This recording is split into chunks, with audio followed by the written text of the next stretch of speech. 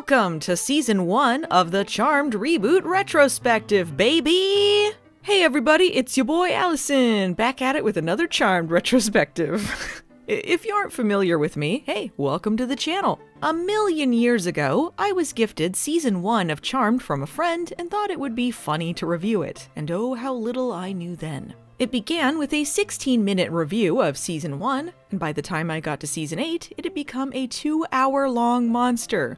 That's just the individual video, not all together. I'm sure that number will be really funny once I'm done with this retrospective, but anyway. While I don't stand by everything I said in those videos, because, you know, everyone grows and changes over time, overall, I am proud of my work. It was a long and arduous journey, with fascinating results. Charmed was a bizarre show that started out as a fairly entertaining mashup of Buffy and The Craft, and devolved into a special form of torture starring the most selfish characters in the universe. All of this is to say, when I jumped into the reboot, I did not hold Charmed sacred. There were some folks who were just against a remake to begin with, and that includes the original actresses. The original's so much better than the reboot. But me? I think Charmed is a solid concept that can most definitely be improved upon. I approached the reboot with cautious optimism, hoping they could fix the old show's mistakes, but it seems history was doomed to repeat itself. Perhaps they were too close to the original Charmed, because what began as a clumsy but well-meaning series ended up being such a shit show that the two major podcasts covering it as it aired quit before it was even finished. And that includes mine. That's not me talking myself up, I just mean like, you know, it didn't have a lot of podcasts covering it, so mine would be one of the major ones, if you can call it that. But anyway, yeah, I quit. I have never seen all of the Charmed reboot, and I won't until I get to the last season.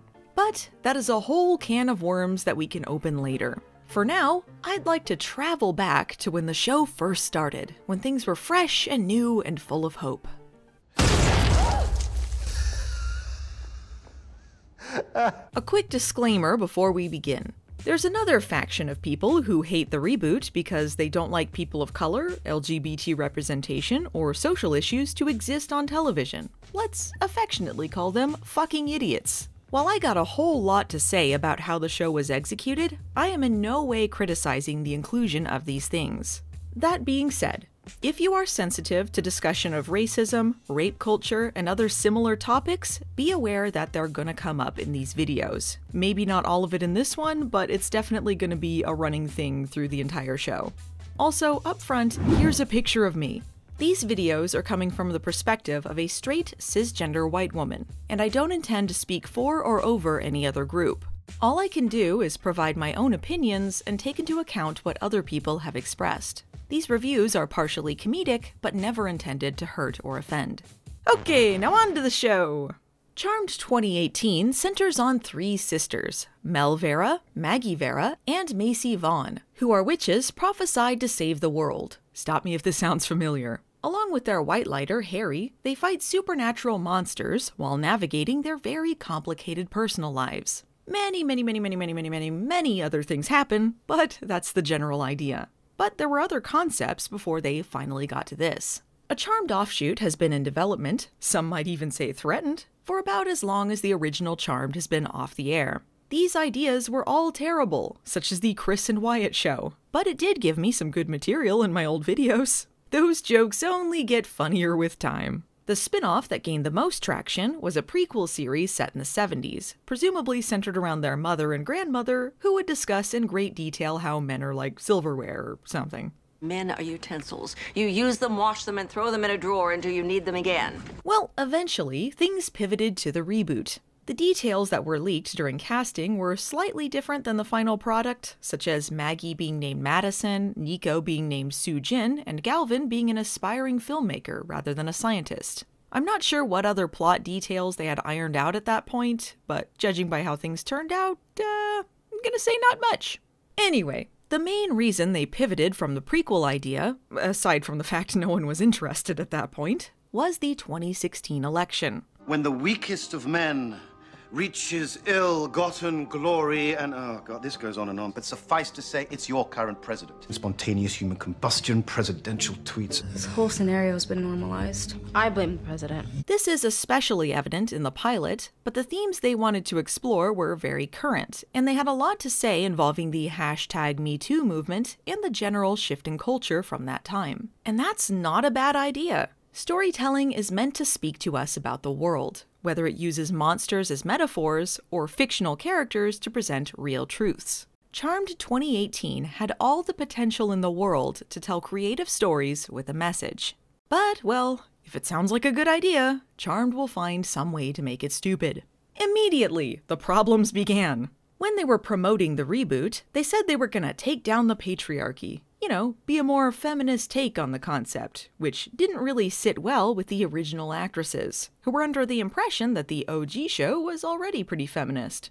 I mean, it wasn't really, but they were huffy about it. Thus began a series of increasingly petty beefs throughout the show's run. Oh yes, there were beefs. Old cast, new cast, and even showrunners were getting involved in weird social media dramas, mostly based on perceived slights against them. Holly Marie Combs and Rose McGowan did live streams making fun of the show. I said it sucks. Sarah Jeffery posted snipes back at them. Cheers, bitches. And I'm sure this would have been more of a thing in the past had the original Charmed aired when social media was more prevalent, but folks, we learned a lot. Madeleine Mantock was very vocal on social media, but in her case, it was usually to voice her displeasure at how things were going both on and off screen in the reboot. I'll get into more about her specifically when it's relevant, but guys, it's a tangled web. I don't know how they did it, but I think the reboot was far messier behind the scenes than the original show. Good lord. Aside from the beefs, one of the earliest controversies was the casting. The show was pitched as focusing on inclusion, and much of the promotion strongly emphasized having Latina leads. Except, that wasn't true. Despite all three characters being Puerto Rican, or in the case of Macy, Puerto Rican and African American, Melonie Diaz is the only one of the leads who's actually Latina. Sarah Jeffery is half African American and half Indigenous Canadian, and Madeleine Mantock is half Afro-Caribbean and half Caucasian. Interestingly, in early interviews, some folks behind the scenes tried to smooth this over by saying all three sisters had different dads, but that doesn't change the issue at all. Their mother is still Latina, and 2/3 of the actresses still aren't. I don't even know what kind of logic was going on in their heads that this changed anything, and the different dad thing wasn't even true. Macy's character always had a different father, as she was their long-lost sister, but only 2 dads entered the equation here. What they did end up doing was adding a revelation that Maggie's father was actually Macy's father, which meant that Maggie was also part African American, which makes Maggie and Sarah Jeffery half the same race, but still not Latina. I suppose they were in a tough spot because the only way to make this casting accurate would be to say they all had different parents, but them being family is sort of an integral element to the show. But anyway, point is, it immediately undercuts their entire message of representation if they won't even bother casting Latina leads in their Latina show.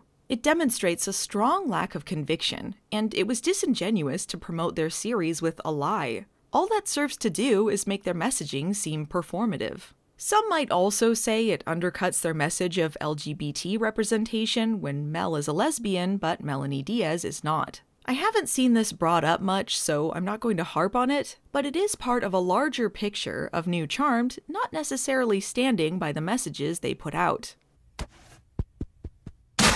However, there is something to be said about having a main character be a lesbian in a major network TV show, and the majority of the cast being people of color. I think these representations did mean a lot to some people and had a positive outcome. I believe there were good intentions and they did some things right. The original Charmed, despite having Daryl, was very white. It was also very straight and had only 2 extremely minor examples of LGBT people even existing. This is mostly a product of the time and not meant to slight the original Charmed any more than I've already slighted it, but it is nonetheless the truth. It was very white, it was very straight. The new Charmed not only had a gay lead, but featured many side characters in the LGBT+ spectrum. They also had more diversity and attempted to explore different cultures, and it felt more layered and interesting because of it. Even if sometimes the representation of a different culture was just like a spell being "discover the secret path" in Spanish. Descubre el camino secreto. They were trying, okay? But in some ways, again, they did follow the journey of the original Charmed a little too closely. I quite enjoyed that we initially got to see a wider variety of monsters, and not just demons that look like people. But once the budget started getting tighter, that's a lot of what we saw. They also started with a large focus on sisterhood, which was really refreshing since the original Charmed lost sight of that. You're better together. Your differences are your strengths. And nothing is stronger than your sisterhood. There was an adorable scene where the girls initiate each other into the Vera Vaughn sisterhood while in bathrobes. They even make Harry an honorary sister, and it's one of the cutest things ever. But about halfway into the season, the girls' plots began to become separate, and unfortunately, that only gets worse throughout the show's run. The fact they only made it through half a season before they started dropping the sisterhood thing is actually sadder than the original show, because they at least got through a few seasons before they decided it was all about sexy costumes or whatever. Specifically when it comes to social issues, the Charmed reboot kind of, fumbles the football a little bit. The pilot came out strong with what they were trying to convey, if a little on the nose. A little too on the nose. They used the concept of a witch hunt as a play on the danger the girls were in, their mother's death, persecution of women in general, and the phrase often being weaponized by abusers to claim victimhood. This was a phrase that was heard quite often around the time, and especially being misused during the 2016 election, and I thought it was better that the pilot had a clear message than a wishy-washy one. He'll call it a witch hunt. That's what scared men do. This was a witch hunt. It was a he said, she said situation. If your mother hadn't started this whole witch hunt. No one would believe another hysterical man. True. It's a he said, she said situation. The concept was also integrated into the plot in a way that made sense, going hand in hand with the events as they unfolded. However, most of the time, instead of doing that, the show opted to just have characters blurt out messages, clunkily and often randomly. When it comes to consent, I can change my mind at any time! Girls, that's not your mother. They're not girls, they're women. Women I'm very proud of. What is it with your generation's obsession with offensive costumes? All the figurines are super white, playing traditional gender roles, but it's from my dad. But sirens are female, right? Typically, but gender can be fluid, as we have learned. Woke wasn't a thing yet in the 90s. It's freaking freezing. Welcome to Michigan in March. Climate change is real, people. Radical feminists have criminalized masculinity. They call it toxic. Why? Because they want all the power for themselves. The problem isn't that they have a message, it's just, surely there are better ways to get it across than basically turning to the camera, stopping the story, and then throwing out some buzzwords? And it's frequently in weird and inappropriate places. Terry, your hysteria is not helping. I beg your pardon, hysteria. Is it quite necessary to use that anti-feminist term? Harry is trying to warn Mel about a group he thinks had a hand in his previous charge's death, an event that changed his life forever and helped shape him into who he is. But he's gotta stop to tell Mel that the word hysteria is anti-feminist when it's referring to himself? Why? I also laughed during the protest in the pilot where a professor accused of sexual assault is being reinstated, and the guys in support of him are carrying signs that say things like, "Who cares? Not me!" The most damning thing about the show's messaging was that, more and more each season, I found myself asking if the show was woke or making fun of it. That's right, Kappa is woke.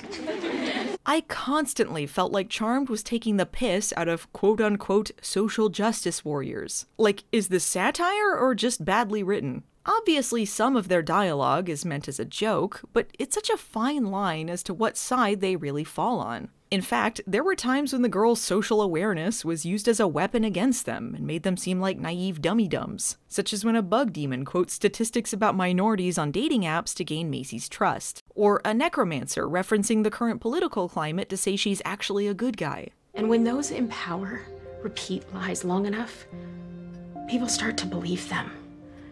Just turn on the news. I don't know. It's commendable that they were trying something, but as the show went on, it felt like they grew resentful of having to have a message at all. At the very least, if you can't tell if they're mocking it or not, there's some serious failures in how they communicated these concepts. At times, it felt like they were only saying certain things because it was hip or trendy. We've come to relieve you of your Blain. What? Well, the writing's a bit lazy. Speaking of which, hey, this is modern Charmed. Be prepared to see lots of texts and social media references. I'm old. How do you do, fellow kids? For the most part, this wasn't anything the original series didn't do concerning what was cool then, and I think they evolved the show in ways that made sense. The girls would obviously use whatever they had at their disposal, and there's something very appealing about tech versus magic. There are, however, times where their attempts to be topical or cool are a bit, cringe, such as their lame running joke of calling Harry Meghan Markle. We're not naming our white lighter Meghan Markle. You can use the board once we have an answer about Meghan Markle. Meghan Markle was there wiping her memory. I'm going to figure out if I can trust Meghan Markle. Have you ever met Meghan Markle? I guess we can trust Meghan Markle. Meghan Markle! Think Meghan Markle. Man, they really wanted to make the Meghan Markle joke happen. Also, all of this. If you need me, call. Or text, snap, or Twitter DM. You're not the first to fall for an imposter demon. Let's just say I'm pretty sure that's how Brexit happened. That last part is fake news. Demons are finding mates through that infernal app. Etsy and Pinterest are filled with pixies. Cringe? Yes. On brand for Charmed? Also yes. And shout out to the Apple, Microsoft, and Gap product placement. Holla! It's like a magical Siri. Another question looming over the reboot is whether or not it is, in fact, a reboot. Obviously, I mean, it is. But like everything else in Charmed 2018, they're flippy-floppy about it. The plot of this show doesn't really make sense in the original Charmed world, and it just makes things less accessible to new viewers if it did. But, you know, with the rise in popularity of multiverse stories, you can basically say everything is canon and please everyone. Maybe I should switch to physics because I'm pretty sure we just exited a parallel dimension of the multiverse. I don't think the people who made Charmed 2018 had any desire to make this a continuation when they started out. But they could throw in some Easter eggs and let the audience interpret it however they want. See, Melinda Warren is in the Book of Shadows. Maybe she's related to the new Charmed ones. We'll never say that, but maybe? Does that do anything for you? It's on level P3. Oh, they said the thing! P3! Melinda Warren, by the way, is the only character to be in both shows. Unless you count the series ending, which is hilarious from what I've heard.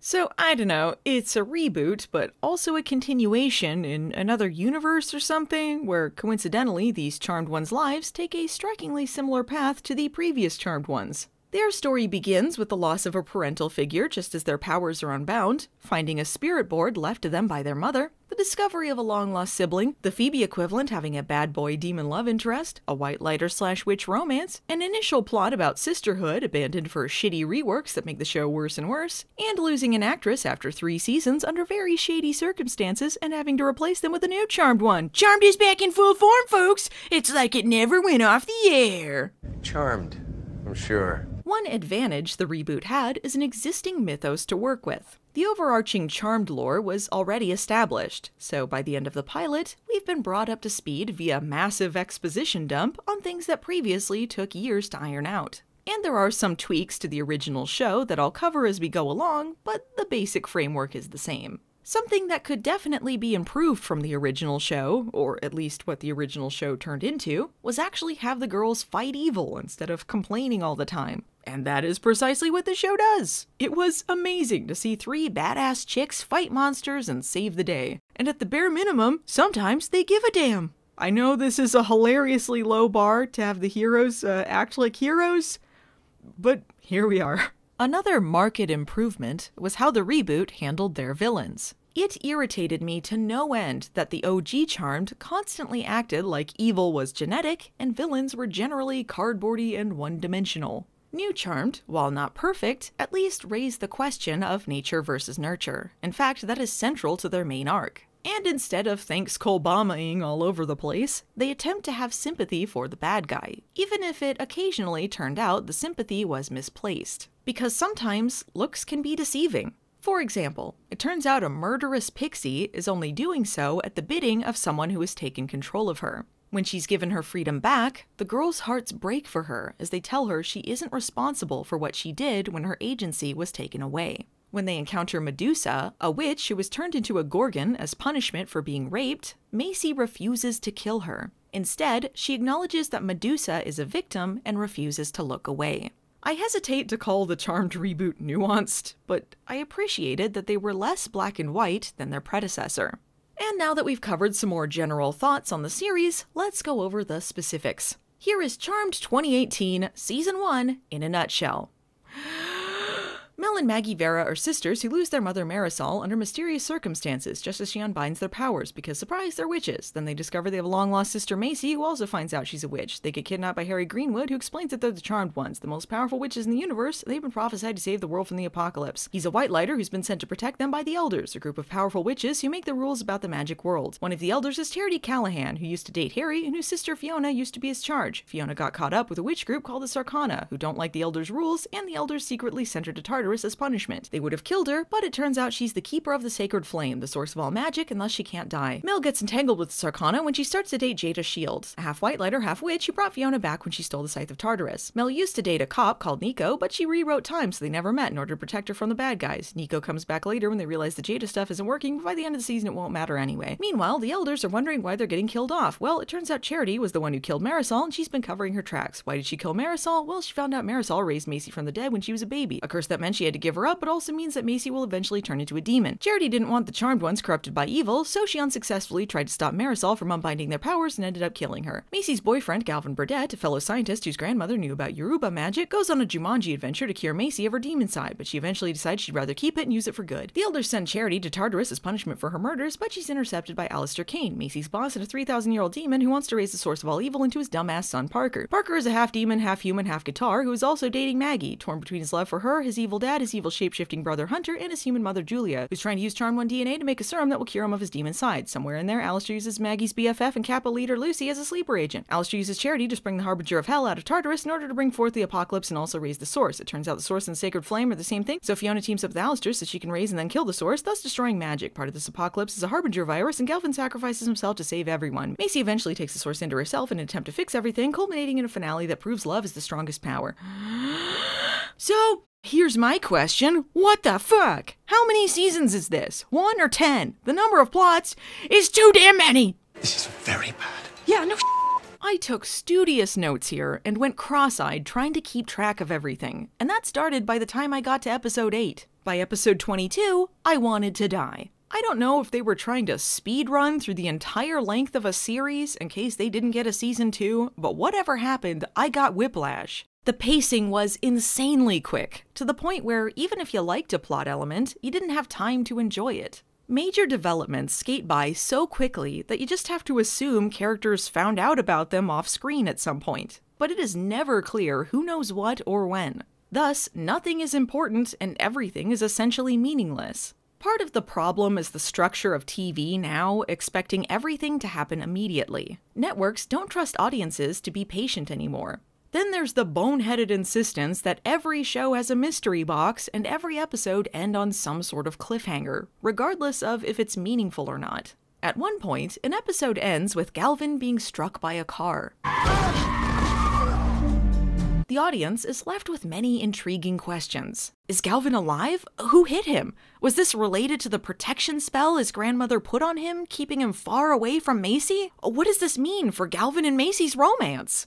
Well, turns out it meant nothing. The next episode, they take forever to even mention that it happened. Galvin shows up with a broken leg partway through. We never find out who hit him, if it even mattered. And his protection mark is removed as an aside because they didn't have any other ideas for it. And now we can end this episode with 2 cliffhangers. God, I almost forgot all that happened. But the main issue is, really, they just couldn't find their identity. I know shows usually retool themselves in the first season, but they were 5 episodes in before they did a hard reboot. 5 episodes. And then they just kept rebooting the reboot until, it ended, basically. Charmed 2018 never trusted itself, so it's just a mess of half-formed and poorly executed ideas that go nowhere. Season 1 was probably the most inconsistent, and man, it was tough to follow. This is knives to the dick and magical glowing vaginas, mass hysteria! Sorry to use an anti-feminist term like hysteria there, I'm just already exhausted. So now that you sorta kinda know how this season went down, let's explore our main characters, starting with Mel. Mel is the middle sister, a lesbian and an activist, an officer and a gentleman. For the first 5 episodes, she's a graduate student and teaching assistant in the Women's Studies department, which her mother headed before her death. But after they did a hard reset, she drops out of school and becomes a bartender.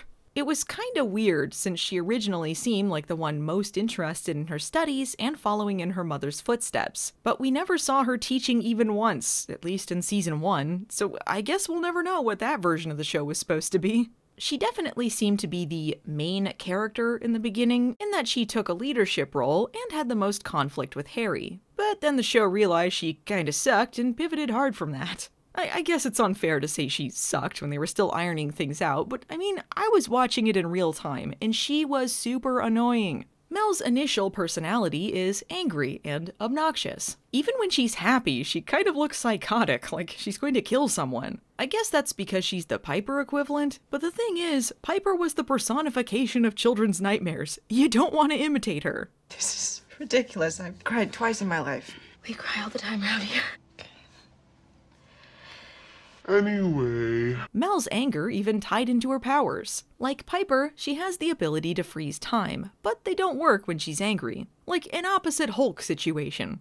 At least in the pilot, that's how it works. After that, it kinda seems like they do work when she's angry. You could say she has some feelings, if you will. This goes back to my point about Charmed coming off like they're making fun of social activism more than supporting it, because Mel had a lot of things to say and not an ounce of subtlety with which to say it. She is the absolute poster child for Charmed's ham-fisted, awkward dialogue, to the point where it's detrimental to the show. I understand that at times her character is meant to be unreasonable or hot-headed, but it's hard not to find some of these lines harsh when one of the leads is constantly saying shit like this. Please do not take credit for my ideas, white man. Our white lighter, the head of the Women's Studies department, put a tracker on me to alert him anytime I use magic, because he is threatened by the idea of a powerful woman. I don't need a big, strong man to help me make a salt circle. The concept of virginity is really just a tool of the patriarchy to control our sexuality. I think something's up at Kappa. Agree. They're internalizing the patriarchy, for starters, which is the only reason I'd ever step foot in a frat house that smells of stale beer and white privilege. Even fictional guys are gross. You're right in the dick! Would Mel, a Puerto Rican lesbian raised by a mother who's a women's studies professor, have some issues with white men? Absolutely, and not all of them unwarranted. But rather than explore these issues, she just comes off as a caricature of what bad faith actors think a feminist is. She spouts off random lines about men smelling like Doritos and white privilege or whatever, and the audience likes her less and less each week. I guess I'll say that it mostly made me laugh at the show's expense rather than getting angry, but it wasn't great writing, I'll tell you that. Fine, I'll just hang out here. Engage these young men in discussions about rape culture. Stop it. How do you interpret this in any other way than a mocking tone? This was the pilot. And despite the episode being heavily centered on rape culture, this scene is one of the few parts of it that is not actually about that. It just feels so out of place. This kind of thing just makes Mel seem like an arrogant know-it-all. Like, why does she have to correct Harry on biscuits versus cookies? You're gonna feed a demon a pumpkin biscuit. Pumpkin cookie. And even when she's eventually vindicated for something, you still feel irritated that she was right. Okay. To be fair, they did acknowledge that this was a character flaw. I thought Mel's dialogue was way too clunky and mean-spirited at times, but some aspects of her characterization were successful. Because she's so full of herself, she's willing to take more risks and ends up being a little reckless. Harry points out that magic could be exposed if she unfreezes things while she's in a different position than when she froze them, but she just blows him off because he's a dumb white man intimidated by powerful women or something. Later in the episode, she ignores Harry's warnings and uses a spell that nearly kills Macy, which makes Mel rethink things. She grows as a witch and as a person, realizing she doesn't know everything. Part of Mel's anger stems from her having to keep her witch life a secret. Once she realized she was gay, she was always supported and never had to hide who she was. Suddenly, in being a witch, she's found herself forced to be in the closet. She's someone who's proud of who she is and what she stands for, and no one is going to make her be any less than that. And hey, they use this metaphor as a way to explore her character without her just saying a random line about it out of nowhere. What a concept! Mel also feels a tremendous responsibility to the world and the people in her life. She grew up as the older sister, and now that their mother is dead, she's the most determined to solve her murder. She feels guilty for not acting when she felt something was wrong the night their mother died. She isn't at fault for what happened, but she's put the weight of the world on her shoulders. For all of the complaining I've done here, I do see where her character is coming from, and I think if the show had trusted itself to stay on one track, they could have smoothed out the wrinkles that made Mel a bit difficult to get behind. Next, we have Maggie. She works as a waitress, but only for one episode. She's vegan-ish, and apparently, she had a weird attraction to the green Teletubby in preschool. Your weird attraction to the green Teletubby in preschool? Her fashion is amazing, and I have nothing bad to say about it. 10 out of 10. Maggie is the youngest sister at 19, and therefore, she also has a lot of growing to do. She's introduced as being a bit shallow and fixated on her social life. Like, she's glued to her phone even in battle simulations. I mean, what was this? A simulated text from Lucy? But anyway, I thought her character arc worked more often than Mel's did. Maggie is guilty of some badness too, but generally, she didn't come off like a big stink cloud was hovering over her. Because I so want to help save the world. Maggie is obsessed with joining Kappa, to the point where it affects their witch life. She learns a lesson about personal gain when she casts a glamour spell on her Halloween party in order to impress the Kappas. The reboot explains that their powers rely on a system of balance, so when they use magic for personal gain, there are consequences. And by that, I mean, I only recall it coming up in this episode. In fact, it only ever gets one other mention in the entire series, and that's to offhandedly blow it off 4 episodes later. It would probably incur only minimal personal gain consequences. Oh, so now the rules don't matter. I would have thought it would come up when Mel hexes a mortal to confess to those pixie murders, since they made such a big deal out of that breaking the rules, but no. But look, the most important thing about Maggie's personal gain adventure is that she uses it to create skinny marks. It's like 10 o'clock and you're already out of skinny margaritas. And give these marks to the zombie beauty queen and slutty baby. Lucy might be sucking on a lime instead of a skinny marg. I'll take 2 skinny marks. I need that margarita recipe for the Cinco de Mayo party, but Maggie made those epic skinny margs. Those skinny margs. The recurring theme of skinny margs in Charmed 2018 honestly gives me life. I don't know, it just fits so well. Skinny margs, of course. I'm not sure why this episode didn't also turn into a lesson about exposure, considering Maggie takes the glamour off of the house in the middle of the party, but apparently the Kappas are the dumbest people in the world. Maybe the Cinderella theme was too much, but... Oh, I get it now. I saw it on Pinterest. The reason Maggie is so obsessed with Kappa is because she's searching for a place she belongs. Marisol's death put a wedge between her and Mel, and Maggie too felt responsible for her death. She didn't answer her phone while she was partying, and if she had, they might have arrived in time to save her. Obviously, she isn't responsible for what happened either, but it explains why she is the way she is. She is the Phoebe equivalent, so she sees herself as the dumb one in her family. Everyone but her has a PhD, and she only got into the university because her mother was part of the faculty. So, if she doesn't fit in with her family, maybe she'll fit in with Kappa.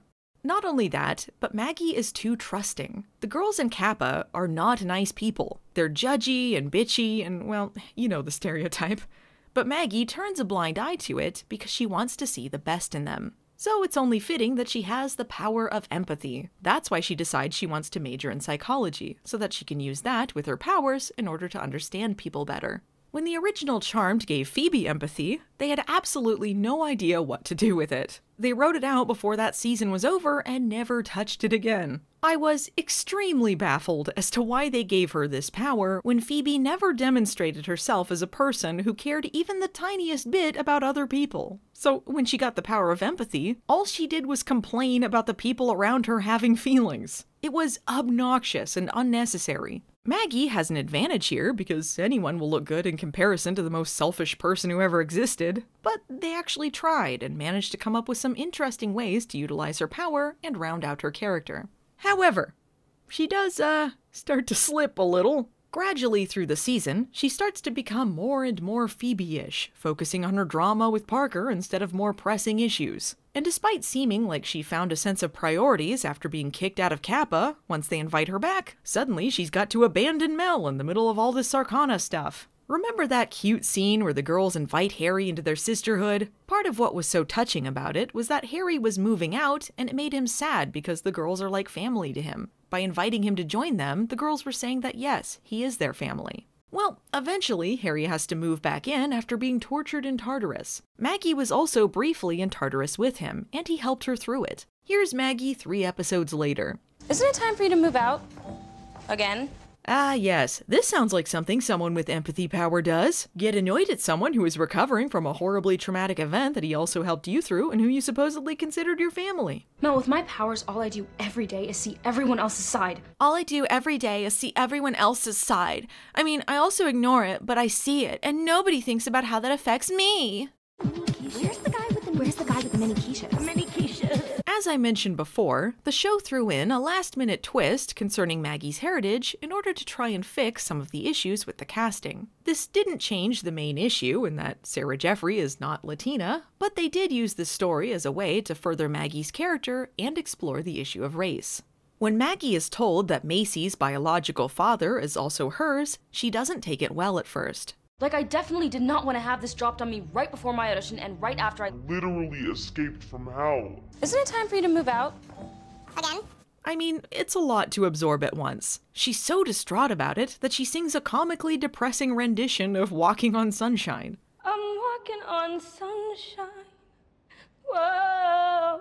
Not only does she discover that she has a different father, but their mother was secretly still in love with and writing letters to him until his death. It hurts Macy when Maggie reacts so negatively to this revelation, but eventually Maggie wants to read the letters with her and they become closer. They could have just left it there, but they didn't, because now that Maggie knows she's black, she has to figure out what that means. When she needs to pay her college tuition, she considers getting a scholarship specifically for black students. But now she's found herself in a moral quandary. She's never identified with or been part of black culture. So is it okay for her to apply for these scholarships? And what is blackness anyway? Is she black enough? Maggie turns to Macy for guidance, and while Macy is there for her, she makes it clear that Maggie has to answer these questions for herself. In the end, Maggie decides she won't apply for the scholarships, but she will go back to the Black Student Union to reach out to the community and discover more about that side of herself. I enjoyed this part of Maggie's story arc and thought it was some sorely needed complexity. And now we come to Macy, who has the most involved and complicated story of, well, the entire show, to be honest. She enters the picture as Mel and Maggie's long-lost older sister, and she's a geneticist who works at Hilltown University. Properly, she's Dr. Vaughn. And hey, did you know she's a scientist? The show really wants you to know she's a scientist, and scientists always frequently mention they're scientists. I'm a scientist. I'm a scientist. But we're scientists. Dr. Vaughn, the scientist. There's a scientific explanation. And there has to be a scientific explanation. Ah, yes, there is. It's called molecular witchetics. You're not funny. Eventually, the show tones this down a bit. But for a while, Macy was a font of random information, so you'd remember she's the smart one. And sometimes that info wasn't even technically correct. In science, when something dies, it doesn't come back. Actually, scientifically, you can be clinically dead and still be resuscitated, but whatever, now I'm sounding like a nerd. It probably seems like I'm noting this as a downside to Macy, but no, I love that she was such a science dork. Look at how excited she gets at the prospect of someone wanting smart advice from her. Actually, I was hoping to pick your brain about something. Huh? She dresses up as Ruth Bader Ginsburg for Halloween. How can you not love that? Maggie was in the wrong for getting on her case about not wearing a sexy costume. Shut up, Maggie. I also dug that Macy combined her science knowledge with magic to try and tackle problems, like analyzing demon goo on the, goo analysis app? I don't know. Ironically, it works like magic. And later on, she has a video at the ready to demonstrate the chemical reaction between sulfuric acid and sugar, like 2 seconds after even thinking of it. Why does she have this on her phone? I don't know. She just does things like that sometimes. Other things we learn about Macy is that baking calms her. Wow. Procrastinating? She's allergic to shellfish, and she takes baths at 1 a.m. Regularly, apparently. Late night bubble baths are my safe space. And yet, Harry says later that oversleeping is uncharacteristic of her. But how can this be if she's always taking late night baths? What's the truth, Harry? What's the truth? Macy's main power is telekinesis, which makes her pretty useful in a fight, but she equally relies on her brain. In fact, this sometimes makes her too clinical. We can't let our emotions confuse us. We have to be smart. I know we're scientists, but it doesn't mean we have to be cold, you know?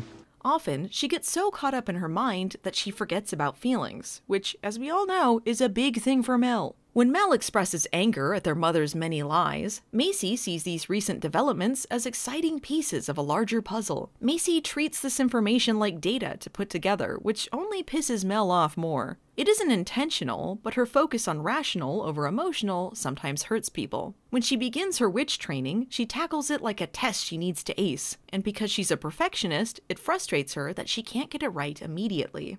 But Macy isn't an emotionless person, this is just what makes sense in her brain. She spent most of her life feeling isolated, so she bottled all of it up inside. She was bullied as a kid, she was raised by a single father, and when she went to boarding school, she was one of only 2 minorities in her class. She shares a story with Maggie about her boarding school experience shaping her into who she is, forcing her to play a part she isn't sure how to step out of. In that environment, you had to solidify what type of minority you were before they decided for you. But Macy is no longer in boarding school, and she shouldn't have to play a part for anyone. As Maggie says, you can be smart and sexy. And so she gets out of her Ruth Bader Ginsburg costume and into something worthy of doing the she's all that stare reveal.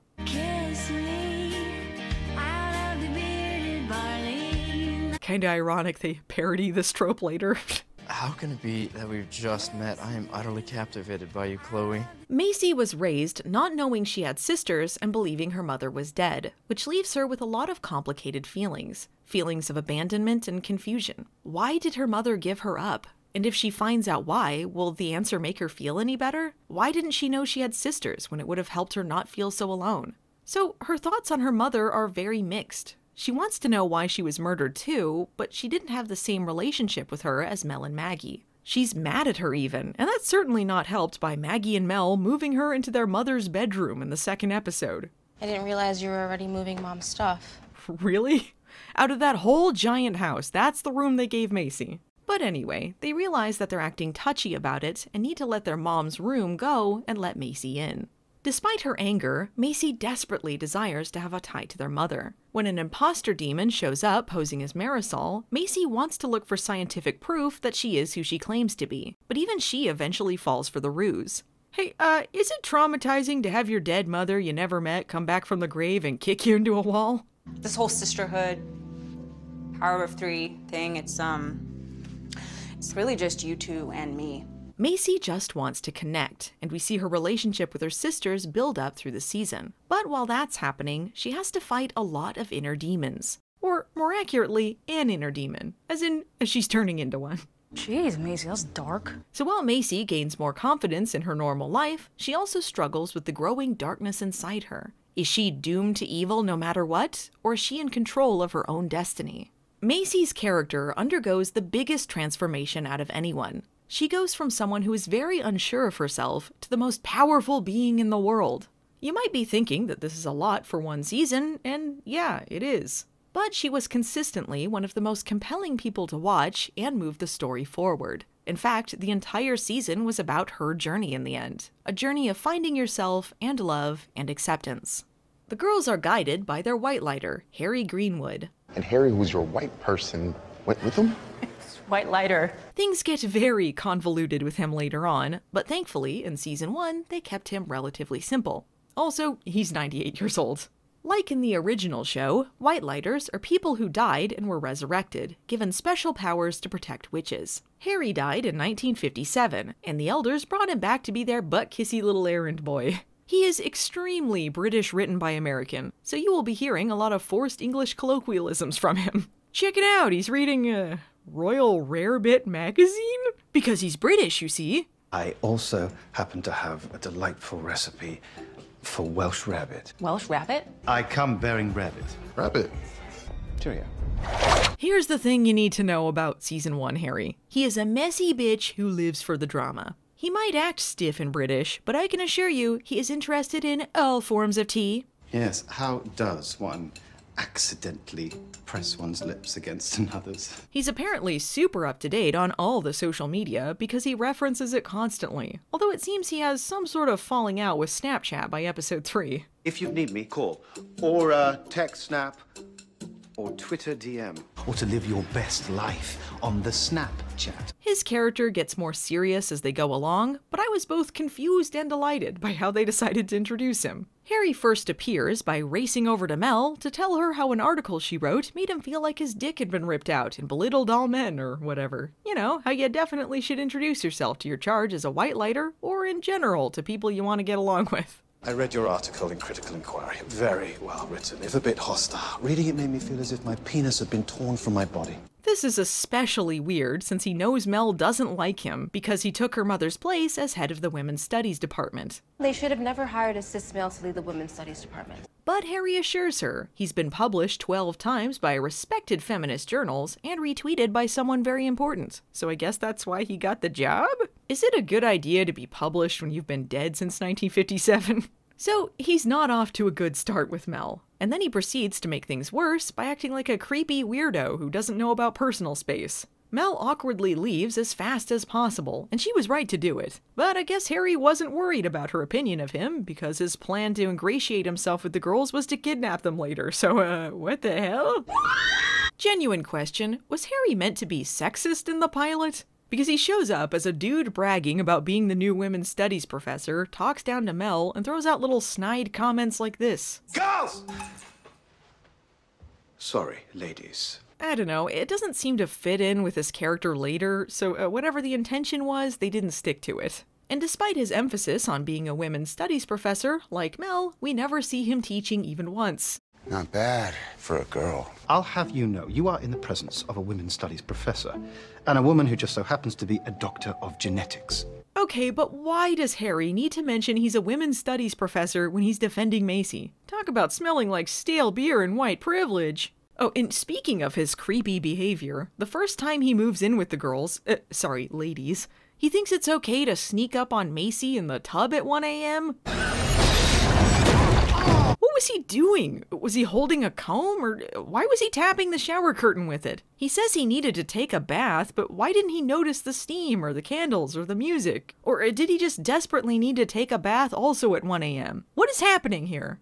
You know, I really am starting to warm to your name chatter. So the girls have a rocky beginning with Harry. They begin to trust him by the end of episode 2, but they still have to ask him if, maybe he murdered someone.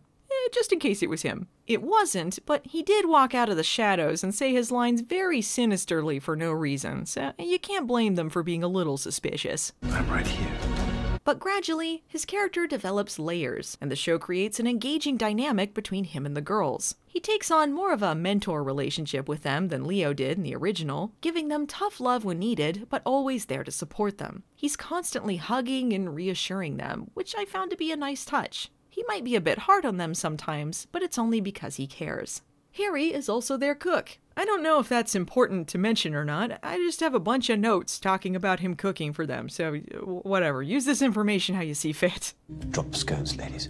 Like I would leave you to make breakfast on your own. I don't recall you complaining while enjoying your homemade breakfast of vegan sausage. And I would be remiss not to mention Harry's one episode and one small mention later crippling fear of bugs. Truly harrowing stuff.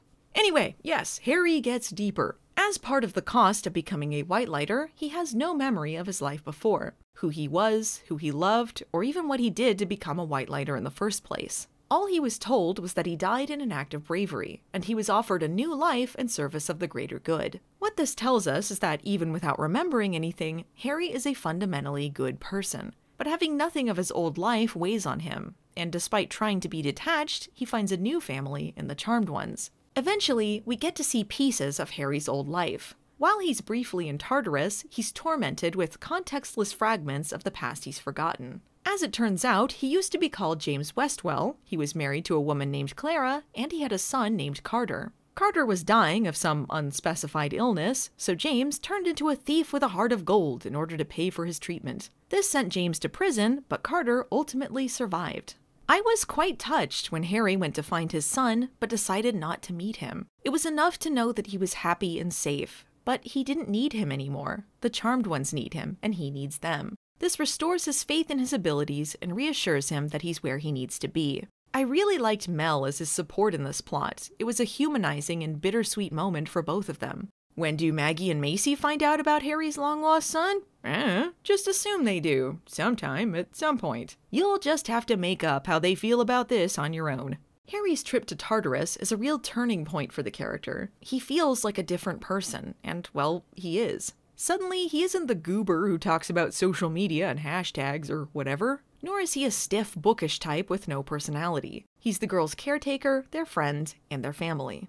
So what does being a white lighter entail? Well, like Leo, Harry has to do a lot of exposition dumps. God, the characters on this show repeat a lot of exposition. But he's also responsible for advising and teaching the girls. He actually describes himself as an advisor and not a protector, although he does have healing abilities that function in basically the same way. When the Charmed Ones are in trouble, they need only call his name and he'll appear.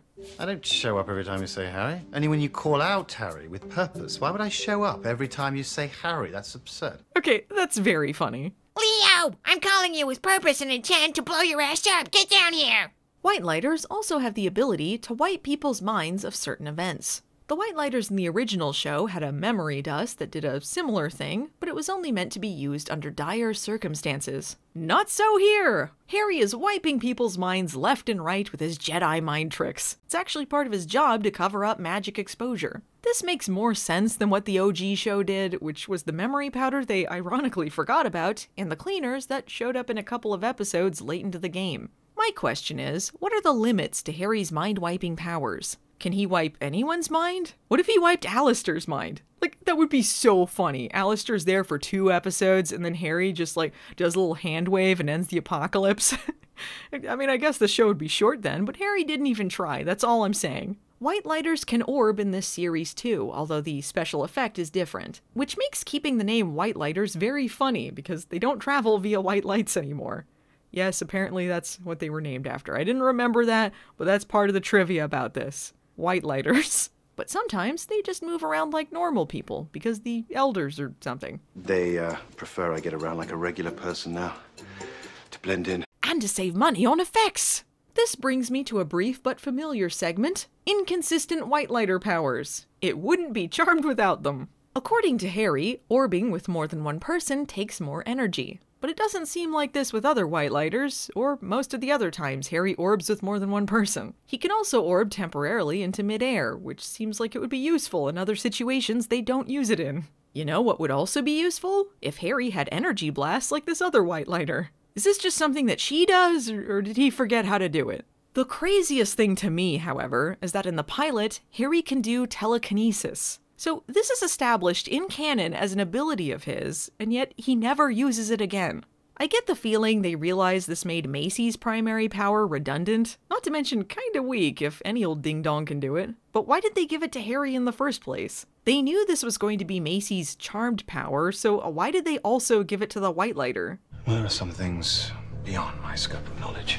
And Jada, a half-white lighter, says she can't heal herself when she's hit with a magical arrow, meaning normally half-white lighters, and presumably full white lighters, can heal themselves. And yet we don't see Harry doing that when he's injured. This is consistent with OG Charm's inconsistency vis-a-vis white lighter healing. Also consistent is the fact that Harry's emotions affect whether he can use his powers or not, just like with Leo, which is a great wrinkle for someone who is charged to protect the people he loves from peril on a daily basis. They could have changed some dumb things about the original Charmed, come on. White lighters are all connected because their powers are derived from a single source. I don't know if this counts for Jada because she's weird and this side of her is not thoroughly or even vaguely explored. At the source of the white lighter's powers, there's a potion that certain white lighters can use to regain their memories once they retire from service. I wasn't aware white lighters could retire, or how or why, but once again, this isn't really explored. But anyway, the white lighters are created by the elders. As previously stated, they do so by resurrecting someone from the dead and giving them their white lighter powers. This presents some glaring issues, in my opinion, because this essentially makes death meaningless. Early in the show, Harry says that death is the one thing that can't be undone, but he himself is a person who had his death undone. And in this series, elders are not hoity-toity angelic beings who meet on the Golden Gate Bridge because it's easier than having a real set. They're just regular-ass witches. Very powerful witches, but witches nonetheless. This means that magic can be used to raise the dead, and if the Charmed Ones are supposed to be the most powerful witches who ever lived, then surely resurrecting the dead is no problem for them. Additionally, it is a major story point that Macy was raised from the dead as a baby, which will eventually turn her into a demon, but why didn't Marisol, an elder, simply resurrect her however they resurrect Whitelighters? By changing elders from celestial theater dads into a governing body of witches, Charmed created some plot holes that really nagged at me. This may not be the best time to go poking holes in poorly written television stories. Oh yeah, when the girls find out that their mom was an elder and bitch at Harry for not telling them, he's like, I called her a senior witch, same thing! And the show is like, boom, covered, next!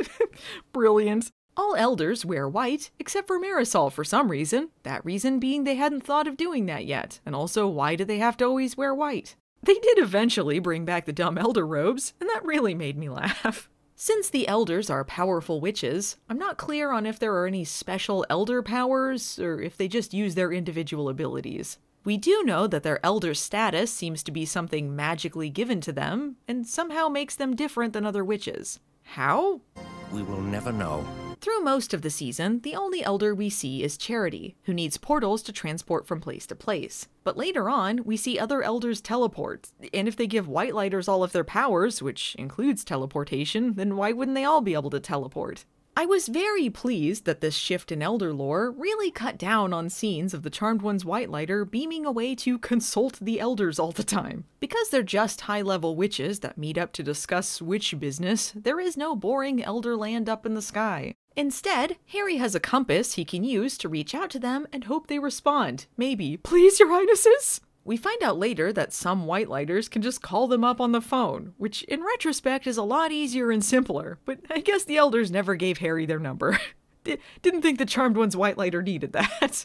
We also find out later that the elders do have a headquarters of some sort, mostly reserved for scary tribunals, but for the most part, when they want to have a group meeting with the Charmed Ones, they all appear in an alternate dimension that looks exactly like their house with a different color saturation because that's the set they have. In their first appearances, most of them blurred their faces in order to protect their identities until they figured out who they wanted to cast. There was a funny promo photo of this scene where they forgot to blur the extras though. After discovering some spells hidden in the Book of Shadows by Marisol, the elders take it for further inspection and have Harry move in with the girls, I quote, as a substitute. As a substitute for what? The elders? Was an elder secretly there? And why would he need to substitute for anyone if his job is to protect the Charmed Ones? Confusing. And who are these dudes taking Charity to Tartarus after a scheme is uncovered? The elders are only ever described as witches. What are these guys to them? Weird slave dudes? Whitelighters? Generic Tartarus goons?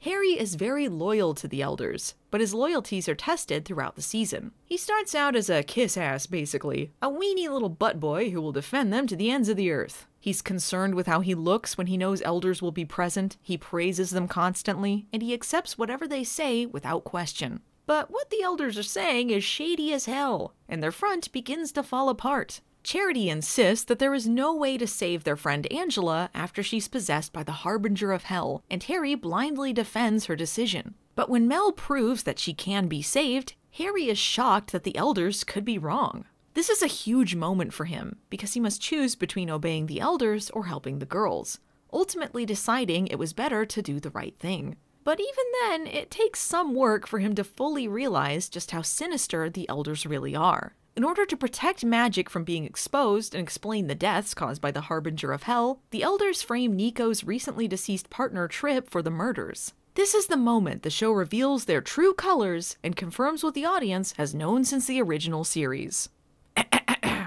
The elders are dicks! I love this. Okay, so if you didn't watch my old videos, you should know that I've always been a firm believer that the elders are dicks. They're meant to be these powerful, godlike beings running the show and working toward the good of all mankind, but mostly all they did was make stupid decisions because they said so, toy with people's lives, and turn Q into a trucker to test Leo for, some reason. The Charmed Ones were often at odds with the elders, but ultimately they were meant to sorta, kinda be good guys. So imagine my delight when the new show decided, nah, they're just straight up villains. Fuck these guys. Remind me again how the elders are the good guys? It felt immensely satisfying to see the elders portrayed as the snooty dickwads they always were, and then get their asses handed to them. Chef's kiss. The elders are a bunch of idiots who got drunk on their own power. That includes Marisol, I'll get into that later. They're treated basically like royalty in the magic community, and they are more than happy with the endless praise and adoration. It kind of pisses them off to be treated as any less than that. I was wrong then, I can admit that, but it does not change the calculus. We still must follow through with the ritual killing. Calculus? What about women supporting women? Yeah, what about women supporting women? When the Charmed Ones don't immediately obey their orders or kiss their feet, they are steamed. They just don't get how this works. But Brown-Nosed Harry is happy to explain. Think of her as royalty. Do not reveal your monarchist side to me right now, Harry. I was just starting to like you. Yeah, Mel, you tell him. But wait, in another episode, they're told the Scythe Protector is royalty and they start curtsying and sucking up? Well, which is it? Do you support the monarchy or not? The elders' orders must always be obeyed, and there are consequences for disobeying them, even if it turns out the elders were wrong. If someone becomes a witch, they have no choice but to suddenly be beholden to elder law. If the Charmed Ones wish to divulge their secret to a loved one, they must get permission. There's a potion Whitelighters can use to regain their memories when they retire, but when Harry remembers his son, that's a no-no. So Whitelighters can only access memories when the elders deem they can, just because. The elders are concerned with one thing, the elders. They're keeping an eye on this whole prophecy thing, but their main focus is on who is assassinating the elders and why. It turns out it was one of them all along, and she was lying to cover her ass, so there's many levels of deception here. They don't care about helping people or saving innocents. When Mel wants to find a missing person, Charity dismisses her by saying human crimes aren't their problem. They're massive dicks, and the show is clear about this. Just because they're in charge doesn't mean they're right or even good. Hey, here's a thing the elders are pretty fond of, though. Racial purity. According to Jada, as a half-Whitelighter, half-witch, she's considered an abomination. That's right, they're Whitelighter supremacists. Kill Whitey! And as far as they're concerned, Whitelighters are pieces of shit anyway that aren't worth pouring water on if they're on fire. Charity uses her powers to mute Harry when she's annoyed and acts like he's a servant, and he basically says thank you and bends over to be spanked. This is especially weird considering these two have an on and off romantic relationship, which brings up all sorts of questions about the power dynamic here. Later on, Harry is stripped of his powers by the elders for having an unsanctioned relationship with Charity, which causes him to become his human age and would have eventually killed him if Fiona hadn't intervened. And even before this, when Harry's sucked into Tartarus, the elders don't think it's worth the bother to try and save him. Remind me again how the elders are the good guys? Whitelighters are next to worthless to them, which seems counterproductive to having a Whitelighter protect the witches prophesied to save the whole world. Same as when they make the Charmed Ones babysit the Harbinger of Hell in their attic for a couple days while they analyze the prophecy. But it makes sense when you realize that the elders hate the Charmed Ones, because suddenly they're not the most powerful witches in the room anymore. They see the Charmed Ones as tools to use in the fight against the Source, but by them having all of those pesky independent thoughts, the elders might not be the ones in charge anymore. They want control, and the Charmed Ones are a threat. And it is oh so good to see the elders get their comeuppance. It's time the elders really understood who has the power. We are the Charmed Ones. Who the hell are you? I'd like to get deeper into the season's storyline, but before I do that, let's touch on some notable one-offs. First, we have Witch Perfect. You'll be surprised to hear that's a reference to Pitch Perfect. Pitch Perfect and Witch Perfect. Maggie and her skinny margs join a choir alongside Lucy Betchaz, and the singers are tricked into performing an arrangement that will steal people's souls. It was silly in the best of ways, with ridiculous glee moments and the aforementioned sad rendition of Walking on Sunshine. Whoa! But mostly, I enjoyed that the villain was basically Jean-Ralphio. Subpar Aguilera circa 2001 vocal parkour. She's the worst! And the choir is like so into their girl power singing mode, they don't notice an entire audience dying in front of them? And I guess this was a one-song concert until Maggie suggests they do another one to buy some time, which leads to them doing an off-the-cuff Walking on Sunshine callback, and I just have many, many questions. And of course, they have a wonderful moment where they come together as friends, which is especially meaningful because we'll never see anyone but Lucy and Maggie again. I wouldn't call this episode good per se, but it was fun, and I am all for that.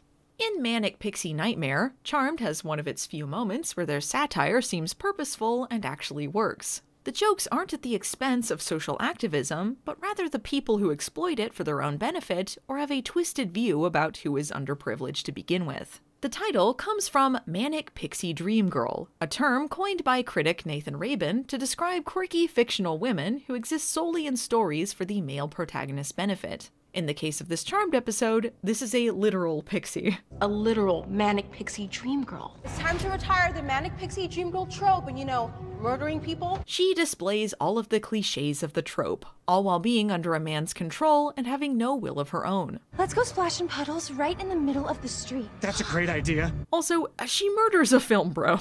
There's a memorial screening for said film bro's last movie, and for some reason I'm not clear on, Harry decides he needs to be undercover. I don't know why, because the film club this guy was part of is at the school he works at, but nonetheless, I enjoyed Harry's douchey outfit. And everyone there is some sort of ridiculous film person, so there are many fedoras present. When one of them gets hit by a car, his fedora is hilariously left in the middle of the street. Look, I've reviewed movies for a long time. I'm extra allowed to laugh. I'll never forget all those great times Judd and I had talking about what bowling represented in Lebowski.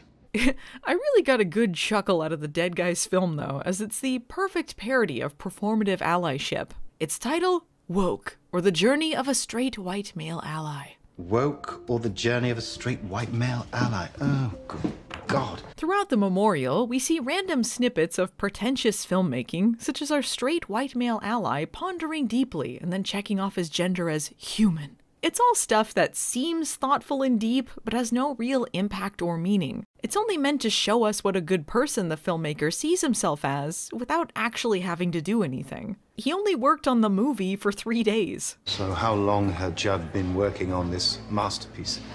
This was like 3 days, so a lot of time. The reason these film bros are being targeted, however, isn't because of their terrible movies, but because the guy controlling the pixie wants to go to a film seminar, and he's convinced himself that they'll only pick one white guy to go. Kill Whitey! It's ridiculous, but it's not that far out of the realm of some people's thinking. He's so convinced that brown people are stealing away all of the opportunities he believes are owed to him, he's willing to kill who he sees as the competition. But he was convinced that they'd only pick one white guy? I think it's really hard being a white guy nowadays. That's not a thing. That's just, he's delusional. By giving the pixie her free will back in the end, the girls are basically taking this trope and returning the power to her. It's up to you whether you find this funny or sincere, but personally, I liked the episode and got some good chuckles out of it. Plus, the pixie decides to organize with other pixies to protect themselves. Now that's women supporting women.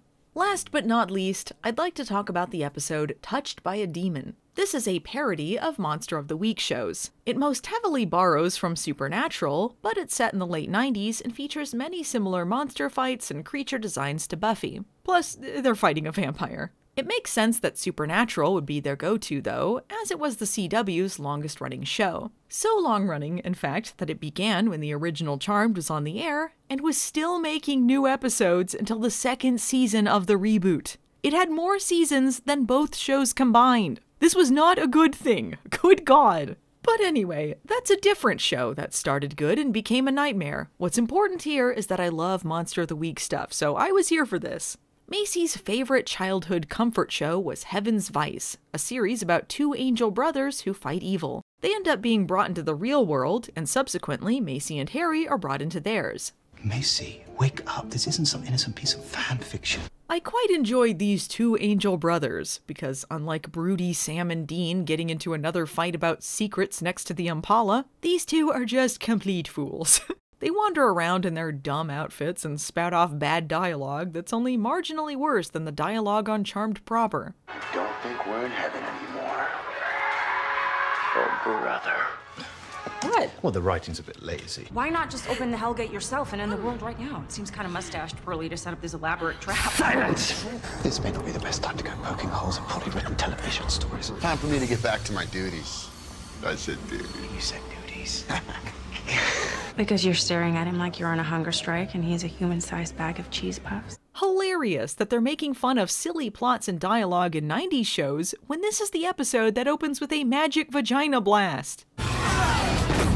All of this nonsense is really a way for Macy to realize she has to face reality rather than trying to escape from all of her problems. Plus, she gets to live the dream and fix the stupid ending of her favorite show.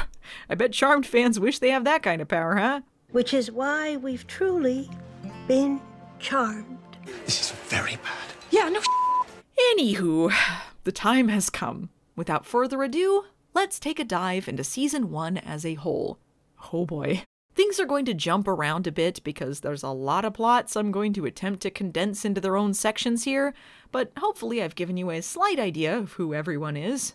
Sorta, kinda. Let's go! I've gone over some of the pilot, but just to catch you up, the girl's mom is dead. Maggie and Mel feel guilty, and they discover they have a long-lost sister named Macy. Their meeting triggers the power of 3, and they discover that they're witches. For further exposition, they're kidnapped by Harry, who thinks this is the best way to handle things. Hello, ladies. Hello, ladies. Let me just pose here sexily for you when you wake up and surely think you've been kidnapped by a predator. I'm so good at this job. What? Well, the writing's a bit lazy. This is where Harry lays out the groundwork for the season. These 3 are the charmed ones, and there's an apocalypse coming that they're prophesied to stop. If they don't, the source of all evil will be awakened and take over the world. But just in case they don't feel like doing that, they have 48 hours to decide if they want to be witches or not. Being a witch is a fully pro-choice enterprise. Pretty generous to give them a choice when the alternative is the world ends, so that's pretty cool. In the original show, witches were given 48 hours to decide if they're good or evil, so I guess this is a little better than that. But this still brings up the question I have about babies whose powers aren't bound. Do they have 48 hours to decide if they want to be witches or what? Also, all 3 of the sisters have to unanimously decide they want to be witches, so it's pro-choice except if your sisters don't agree, or something. Do all witches have to decide with their siblings, or is this just a Charmed one thing? I'm confused. Their first encounter with an evil entity happens off-screen. Pretty cool. Maggie sees a demon dog in the woods, runs away, and the next time we see her, she's entering the house with a claw mark on her face, implying some sort of battle. She mumbles something about some drunk guys helping her get away. Why didn't we see this? Maybe it was a cutscene? I don't know. This is literally the first time any of them need to fight anything, and we don't even have a clear picture of how it went down. This is also the first time they need to use the Book of Shadows to look up a demon, but Macy figures out how to fight it with science, so they don't. I mean, it's a good idea to show them as self-sufficient and not just depending on one source of info, but this is the time to introduce us and them to the basic concepts of the series. It's baffling to skip over these things in the pilot. Now to the monster of the week. The next part of this deals heavily in rape culture, so if you're sensitive to that sort of thing, I'll put the time to skip to on the screen. An evil professor who was accused of sexually harassing a student and causing her subsequent overdose is being reinstated at the school. Mel is furious not only for his victims, but also because this was a person her mother was fighting against before her death. But luckily for Charmed, he's a demon, so they can just kill him. Makes it easy! You might be wondering why a demon would even be concerned about his position at the school or these types of accusations. Well, that's because he's a demon who feeds specifically off of strong women. He needs them to be furious because of what he's gotten away with. That's how he gains power. That's right, he is literally the rape culture demon. Professor Thane is a world-famous geneticist whose discoveries have saved lives. It'd be like accusing Santa of sexual harassment. Wait, so he was a demon, but he was also a world-famous geneticist who saved lives? Not only was the guy a sexual predator demon, he was also faking his disability, and that just seems beneath him. But I did laugh a lot when he impaled jerk-ass rape culture defender guy, which was awesome, but again confusing coming from the rape culture demon. Oh, come on, girl. He's awful. In order to defeat the RCD, the girls must accept their powers and become witches, which really doesn't seem like a choice at this point, but oh well. Now, it's begun. What's he talking about? The prophecy to raise the source that just involved, like, one demon family in the end? How is this guy connected? Is he some sort of source fanboy? Oh, whatever. The second episode sets into motion the next part of the prophecy, the Harbinger of Evil. The Harbinger possesses Angela Wu, the student who was put into a coma by the evil professor in the pilot. We know serious things are happening with her, because when Maggie reads her thoughts, she hears screaming, as opposed to the usual weird stuff like, I have to poop. God, I have to poop. Angela as the Harbinger of Hell was honestly awesome. But like anything in the Charmed reboot, you'll blink and it's done. They get rid of her by the end of episode 4, but I enjoyed seeing her slink around evilly, keeping severed heads in her fridge alongside bottles of blood, Tupperware, and precisely 2 Pepsis. Although I was sad to see the Harbinger go, I was amused by Angela's final scene with the sisters. She doesn't remember anything, but she still feels alone. The girls assure her that she isn't alone, not with them around. Psych! We're never seeing you on the show again! Get out of here! Well, did you enjoy those first 4 episodes? I guess Charmed 2018 didn't! Because episode 5 is when they decide they're gonna do the first hard reboot of the reboot. Yo dog, I heard you like reboots. Does this joke still work? What's the new Pimp My Ride meme? Do people know what that is anymore? I digress. You heard me right. They were only 5 episodes in before they decided to not just retool the show, but do an entire history wipe. Why? They couldn't figure out how to get rid of Mel's girlfriend, apparently. It was bullshit watching it live, and it's bullshit now. So let's get into it. Mel is dating a cop named Nico Hamada, the new Andy/Daryl. Because they rushed through Nico's story and most of it is focused on her connection to Mel, I don't feel like we got to know her that well, but I did like her and wanted to see where their relationship went. Unfortunately, it seems that the folks running the show decided it would be more interesting for Mel to have a cringy edgelord girlfriend with lightning powers, and decided to write Nico and Mel's relationship out in the dumbest way possible, only to backtrack on that and create a bigger mess. And then crumple up that mess and throw it into the wastebasket so they can create even bigger, more terrible messes next season. God, I almost forgot all that happened. Here's something else I thought was horseshit. At one point, Nico accidentally ingests a truth serum and admits that she had sex with her ex-fiancé when she and Mel were broken up. Mel gets upset over this, which I get, but then it's treated like Nico cheated on her or something. They were broken up. We were on a break! Not to mention, Mel is the reason Nico broke up with her fiancé in the first place. Mel has no business getting so pissy about this. But on the flip side, Nico won't remember this confession, and Maggie says that Mel should forget ever hearing it because it wasn't meant for her ears, which is also bad. I'm not saying Mel should be acting like Nico was cheating on her, but she's allowed to have feelings about the situation. The truth serum, by the way, was a mini retool in itself in order to give Nico a makeover. These lenses are fake. I just wear them so people take me seriously. I am hot. I don't know why I try to hide it. Yeah, she didn't really need those glasses. Sexy CW leads don't wear glasses. Eventually, Nico reveals that Tripp was investigating Marisol's death and may have some case files with revealing information. These files are at Tripp's, fishing cabin, which is full of newspaper cutouts and all sorts of investigating notes like #Justice for Marisol and broken window underlined a couple times. Nico goes to the cabin against Mel's wishes, just as Parker's dumbass shapeshifter brother Hunter arrives to steal the evidence for himself. Mel rescues Nico from certain death, and also don't worry about why Harry is there, Nico. Women's Studies emergency. After Hunter once again attempts to kill Nico and gets run off by Mel and Harry, Mel makes the snap decision that, hey, she's gonna cast a spell that makes it so that she and Nico never met. Problem solved! So let me get this straight. After 2 murder attempts by one guy, one of which involved leaving Nico on the floor and assuming it would get the job done, and the other which ended with him running away after 2 seconds, Mel decides the best solution is to change history, get rid of her girlfriend, and violate her entire life. This was the only thing she could think of.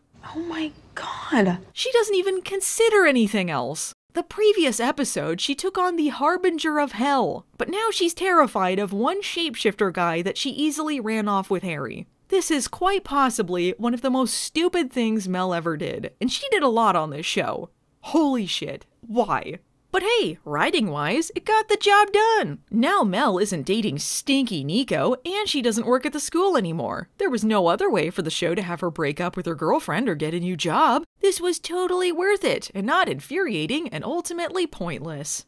What? Well, the writing's a bit lazy. See, this wasn't an easy spell for them to do. Harry had to beg the elders for it, and they all had a long debate about whether it was the right thing or not. Nico would be gone, and from her perspective, this was always her life. But Mel, her sisters, and Harry would remember the original timeline. How can Mel go on, knowing what she had but now never happened?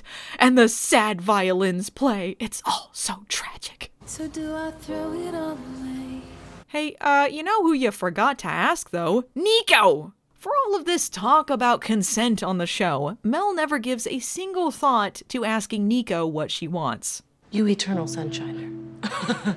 Damn, Vera. And the show kind of retroactively tries to fix this. Like it turns out there was another spell that could have protected Nico without, changing history. And Mel thinks Charity didn't tell her about it because she wanted Nico out of her life.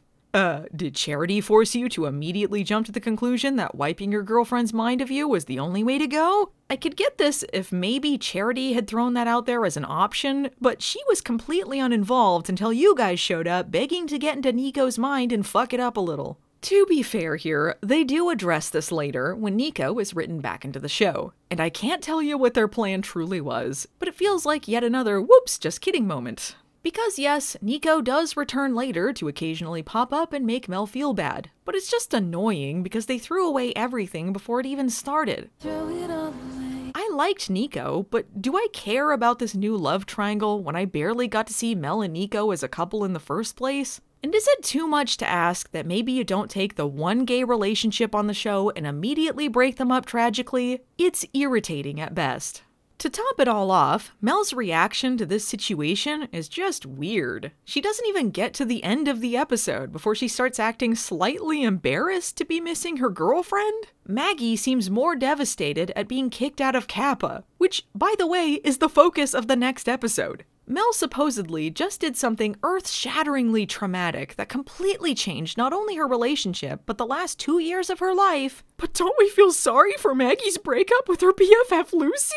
It barely feels like we're supposed to be bummed about Nico, because hey look, they got a cool new shiny toy for us to play with. Nico is old news. Now Mel has a badass new girlfriend named Jada. Mel has a whole 1 episode to not care about her breakup with Nico, because by episode 7, she's already giddy over this hot girl that hits on her at the bar she now works at. And by hit on her, I mean say a bunch of creepy things to her in a very boring way. Sounds like you need a muse. This is Jada Shields, a half-white-lighter, half-witch, who's part of a group of witch freedom fighters and doesn't follow the rules. She wears gothy clothes. She's not normal. She's not part of your system. I don't fit the mold. I don't wear the latest clothes, or even ones that don't reek. I'm sorry if you liked Jada, but to me, she is just cringe. I am embarrassed by her one-dimensional, boring character who got even less development than Nico and made it an abrupt exit. The first shot we see of her, she creeps up on Mel like a gargoyle, and I guess we're supposed to find her intriguing and dangerous. But mostly, she just came off like that one try-hard kid you knew in high school. Pretty dope spell, if I say so myself. Whoever killed her was pretty damn powerful. I guess they realized this since they started to tone her down a little bit after her initial appearance, but it only made her even duller. And it slightly undercuts the thought that she's this clever and resourceful resistance fighter when she's introduced by stealing an important artifact from them, and then the next episode begins with them having tracked her down off screen with no explanation as to how they got to that point. Because Jada is half white-lighter, half witch, all awkwardness, she is considered an abomination by the elders. Thus she joined the Sisters of Arcana, or Sarcana, who don't like the elders' rules. They wear black, the elders wear white. They are a secret organization, so naturally they mark themselves with giant tattoos. But they don't care about what you think, they set the rules. According to the elders, the Sarcana are considered terrorists, but they don't disobey authority just for the hell of it. The Sarcana wants to help people, humans and witches alike, regardless of whether the elders think it's their problem or not, or if they disapprove of their methods. Sounds pretty cool, huh? A clandestine, underground group of witches following their own law, a chaotic good fighting against injustices. Well, you aren't gonna see any of that. Occasionally, you might glimpse some other ladies standing around, and you get the best look at them when they're all dead. But otherwise, it's just Jada. Jada's entire personality is the Sarkana, and boy did I stop caring fast. It's not that the story can't be interesting, but it's hard to care about Jada when she's just a single thing all the time. They include precisely one scene where she goes into any sort of depth about herself, and that's a start, but not enough. Eventually, Mel goes undercover with the Sarkana at Charity's request, thinking that they may have some involvement in her mother's death, among other things. But the further in Mel goes, the more the Elder's lies begin to unravel. Charity says she's worried that Mel is being seduced by the Sarkana, but then why did she ask her to go undercover with them? Sloppy work. Even Harry and the other girls are concerned about how deep in Mel has gotten, though. Mel, you're gonna let sex brain cloud your judgment about the Sarkana. Don't let sex brain cloud your judgment about the Sarkana, Mel. Oh wait, now that we've switched bodies, I can see that Jada is hot. I trust her completely. Mel's shifting loyalty from the Elders to the Sarkana plants some interesting seeds for an epic conflict between the magical authority and the resistance against them. But unfortunately, there's not a satisfying payoff. The show can't pay attention to anything for more than 2 seconds, and so the ending of that story is a huge nothing burger. Speaking of which, there's that love triangle. Mel and Jada are in Makeout City when who should return but Nico. What if I run into her? Unlikely. 5 episodes later.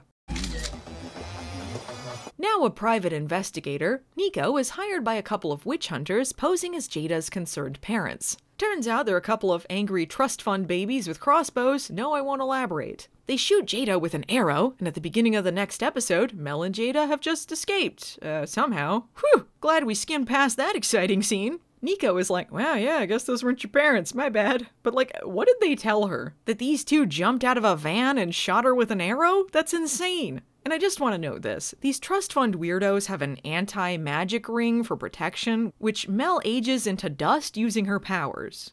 But I thought it was an anti-magic ring. How did you use magic on... You see where I'm going with this? Right, yeah, the love triangle. Nico feels a strange connection with Mel, which is a problem because she's still engaged to her fiancé Greta. Mel still loves Nico, but she says they can't get back together because it will break some unspecified magic rule. What rule? I don't know. I thought the whole deal was that she wanted to protect Nico from danger. Like, maybe the problem with getting back together with her would be it just puts her in the exact same position, but no, I guess it just breaks the rules. So the next episode, Mel is sleeping with Jada in her weird industrial warehouse bedroom with a fence, and borrowing her toothbrush? And I guess now they're at the stage where they're referring to each other as girlfriends. Now Mel is in an awkward position, torn between her one true love, who she can't be with for no reason whatsoever, and her silver medal. Eventually, a guilty Mel tells Jada about the history rewriting spell, and Jada snores her way through her reaction to that. Somehow, she manages to be apathetically jealous? I'm puzzled by this combination, but that is the vibe I get. Anyway, no one really thought that Mel was going to end up with Jada, and I never really bought Mel as some sort of badass resistance fighter. So eventually, the show starts to undo what they undid, kinda. Nico eventually finds out that Mel is a witch because, get this, she and Maggie are talking about magic at her bachelorette party. And I mean, they had to be pretty loud because, again, they're at a bachelorette party. And during this episode, the girls have to use a magic candle to prevent the elders from hearing them, but they didn't have that during this scene, so I guess the elder that was on surveillance duty that day was asleep. Mel is reluctant to have Nico involved again, but there is no one she won't jump scare to get answers. Is this really necessary? It's kind of hilarious how immediately Nico jumps onto the witch train and is totally cool with everything. In fact, she's ecstatic to be involved. It only makes me like her more and wonder what the hell they were trying to accomplish with the Sarkana stuff. Mel breaks up with Jada because, we're done with that now. Oh, by the way, whoops, never mind about the Sarkana, they're dead. R.I.P. the Sarkana. We never saw anyone but Jada doing anything. As per usual, the elders clean up the mess here, and I can only assume they frame Trip for this one too. The sole survivor of the Sarkana is Jada, who shows up to say she's alive and then promptly wander out of the series, never to be seen again except in a single flashback to the attack. I have to go now. My planet needs me. What even was that? And this shot from a vision Macy has later makes me think that maybe they intended to kill Jada and this was a reshoot, but we never see her again, so I guess that went nowhere. Here is where Mel must face a reckoning concerning her history rewrite. Nico reveals that she had a nervous breakdown 2 years ago, feeling like she experienced some sort of trauma she couldn't explain. Mel is torn on what to do, especially now that Nico has expressed that she has feelings for her, and even admits that she should have gotten her consent before casting that spell. And guess what? Nico is pretty pissed when she finds out. The history rewrite storyline annoyed the hell out of me, but what I will say is that if you're going to course correct, this is the way to do it. Admit the character's flaws and mistakes and try and move forward. Like an opposite Phoebe situation. However, that is where my praise for this story ends, because Mel still ghosts her in the end and leaves her with her fiancé she doesn't really love. We will never touch on this again, because season 2 is another reboot. So, that was pretty cool. This is very bad. Yeah, no But the Sarkana didn't just give Mel something to do, they also were the ones who freed Fiona from Tartarus. Fiona was Charity's sister and an old charge of Harry's who they believed was institutionalized and committed suicide, but it turns out she was imprisoned in Tartarus by the Elders for associating with the Sarkana. Because remember, the Elders are dicks. Fiona can't actually be killed because she's the keeper of the sacred flame, the source of all magic. Fiona was very important to Harry. Her death shaped who he is now. She's the reason he's so hard on the girls, because he doesn't want to suffer another loss. So as you can imagine, him finding out Fiona is alive is quite a shock. Fiona, you're alive. We have much to discuss. For now, I would like a moment with my sister. Alone.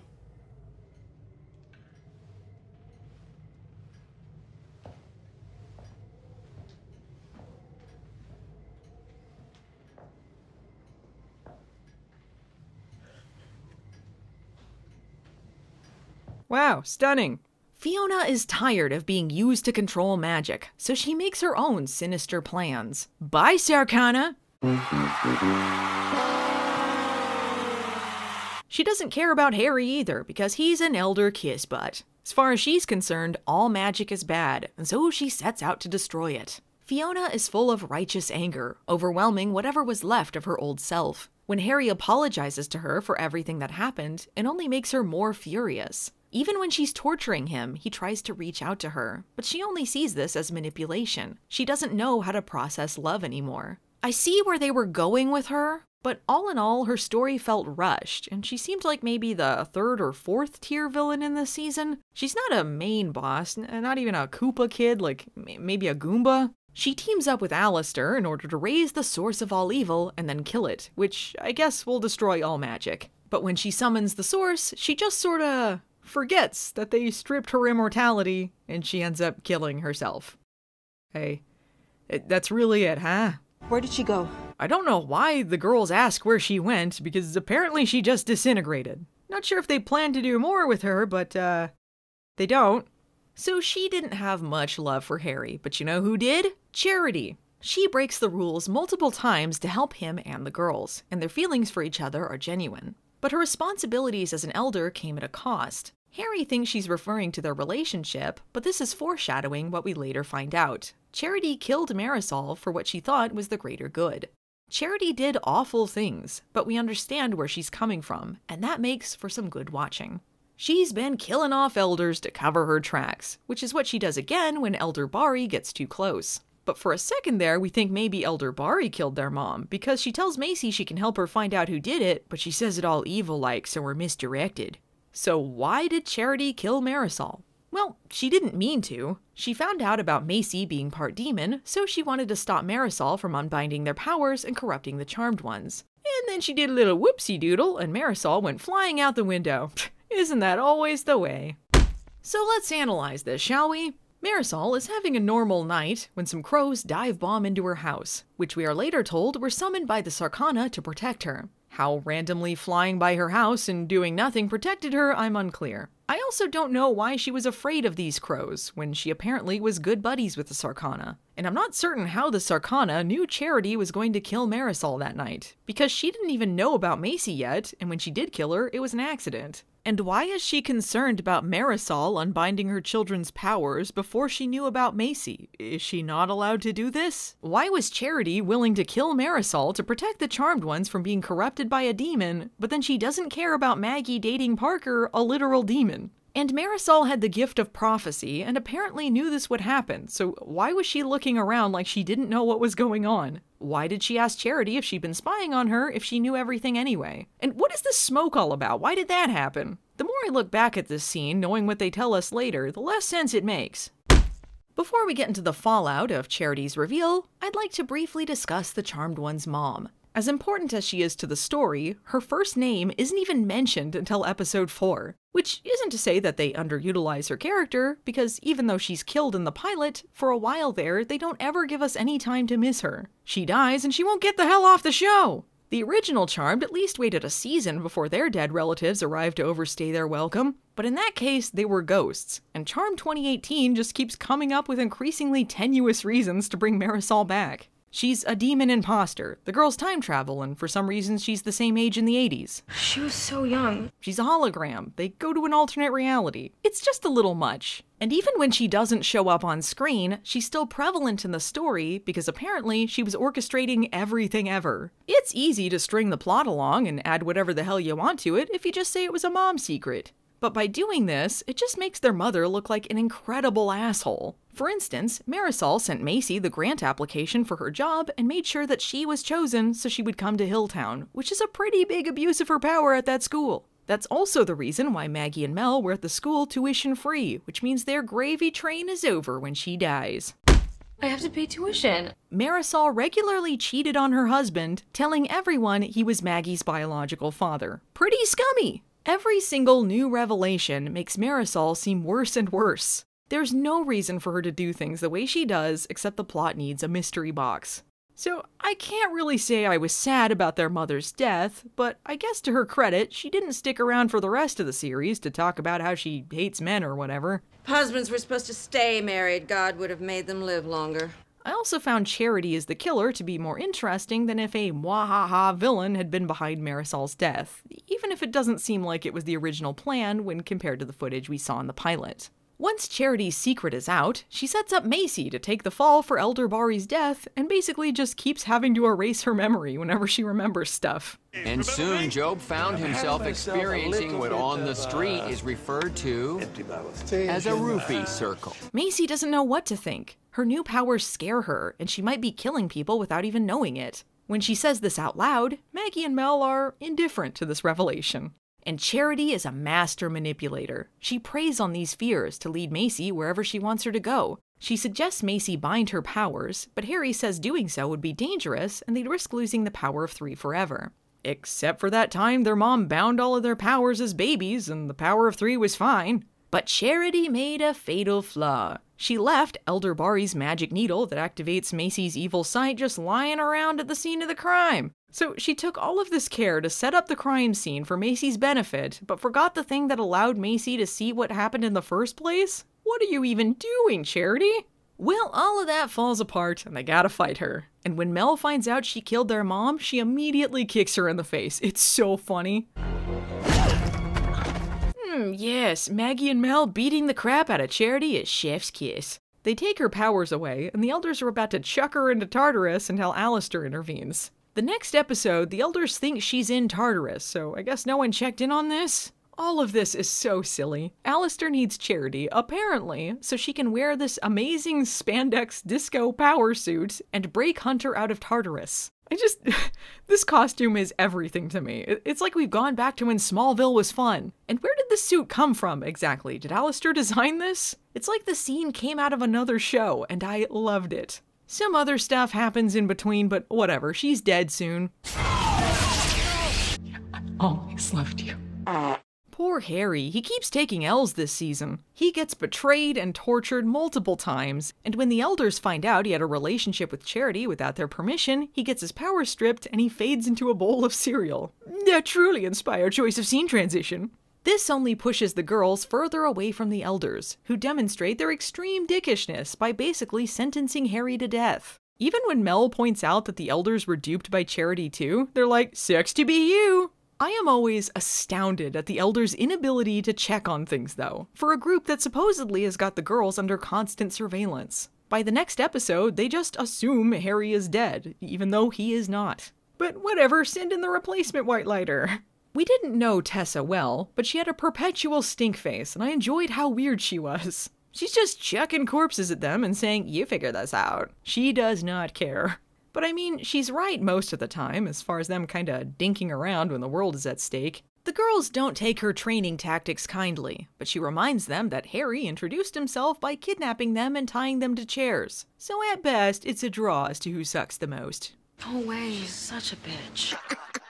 He's such a bitch. Tessa says that she felt Harry lose his powers because all Whitelighters are connected. But then wouldn't she feel his powers being restored by Fiona? And when she discovers he's alive, she says she can track him through their Whitelighter bond. But again, why couldn't she sense him before? Typical Whitelighter inconsistency. Sick of being used by the elders, Macy proclaims that they will use Tessa to find Harry. And by that, she means they'll place a tracker on her that she immediately notices. It's hilarious how much of a letdown that is after Macy's triumphant moment. They just end up getting Nico's help to find her. Way to take the power back, ladies! Speaking of hilarious, so this happens when Nico tracks down Tessa. Whitelighters do have covers, Mel says with surprise upon finding out she works at Hilltown University, the same university their old Whitelighter worked at, in her mother's old position, which Mel famously hated and made fun of his penis for. Wow, Whitelighters do have covers! Tessa has a bit of a redemption arc, but you know she's not sticking around long, so bye!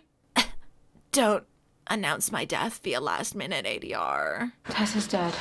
Wait, so Jada, being half Whitelighter, saved her from Fiona's electrokinesis. I think I survived her power surge because I'm half Whitelighter. But when Fiona uses the same power on Tessa, a full Whitelighter, she dies from it? And the day was saved. Well, they did manage to rescue Harry, the important Whitelighter, who doesn't have to answer to the elders anymore since his powers were restored by someone else. You may be tempted to believe this is significant, but don't give in to that temptation, because the elders are all dead in the next episode. So, it really didn't matter that Harry was a free agent, nor did they really utilize this development in any meaningful way. Because Mel's new prominent character trait is being very dense, she asks Harry why Fiona wants to get rid of magic, even though she just overheard Fiona's massive plot dump about it. I'm sorry, why am I here? So you're saying Fiona smells like stale beer and white privilege? That's why I only drink Skinny Margs. Who forgot to get more almond milk? No almond milk. Oh yeah, must have slipped my mind. Their repetitious discussion does lead to them figuring out that the sacred flame and the source of all evil are the same thing. Both witches and demons get their power From the exact same place. And whether it's good or evil depends on who possesses it. Yes, good, brilliant. A great way to say that evil is not genetic. However, I do have some questions. If all power comes from the same source, and therefore everyone has a choice all along, why is certain magic treated differently? Does dark or light magic even exist? Why are Macy and Parker both fighting their demonic sides if their magic comes from the same place as non-demons? Harry lectures Macy about tapping into her dark side, but if they just found out that magic comes from the same source and isn't inherently good or evil, then she wouldn't have a dark side, right? Why do they have to stop this prophecy that entails darkness taking everyone over, if in fact there is no darkness except within oneself? I mean, I like having shades of gray, but sometimes the show wants it both ways. Perhaps it's a bit too heady for me, and I must look deeper into the nature of man to truly understand it. Or, I don't know, it's kind of vague and not thought out well. Look, all of that is swell, but what's most important after Harry's rescue and this stunning revelation is that the girls have their cook once again. Vegan breakfast patties, you really are bad.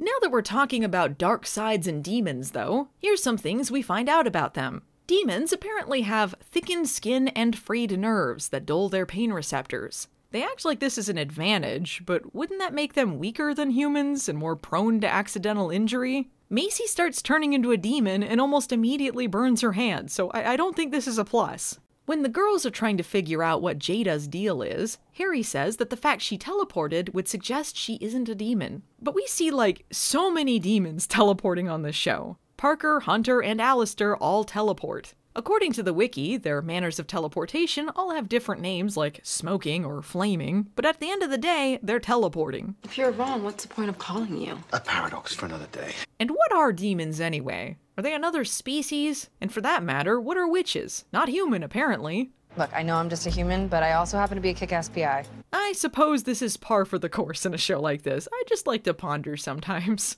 But hey, we're in Demonville, so let's look at our sorta, kinda main antagonists of this season. The world's dumbest demon family.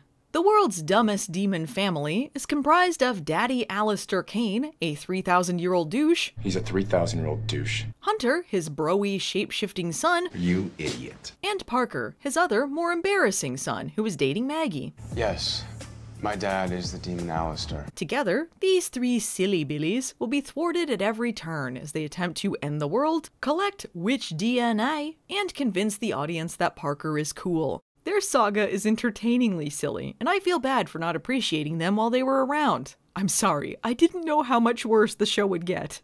Alistair is introduced as the head of Morningstar Biotech, a major donor to Macy's department at Hilltown University. We immediately know he's a bad guy because his company is a reference to Lucifer, and his name is Alistair Kane, which literally could not sound more demonic. No way.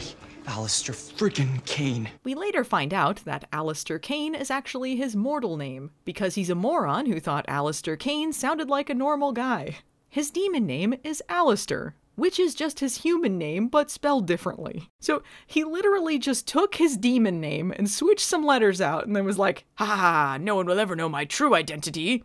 Why did he even bother? Alistair, or Alistair, depending on which Kingdom Hearts spelling you go by, spends most of his episodes sitting around in his boring office. He schemes at his desk and pretends he knows what a CEO does. But mostly he likes to make villain speeches, which is pretty funny when they do it during the Christmas episode. Eggnog. Oh, come on. Get some Christmas spirit. I appreciate that he's a scary demon who loves Christmas, but they also demonstrate how evil he is by saying he never let Parker get a puppy. Hunter, on the other hand, he might have let get a puppy.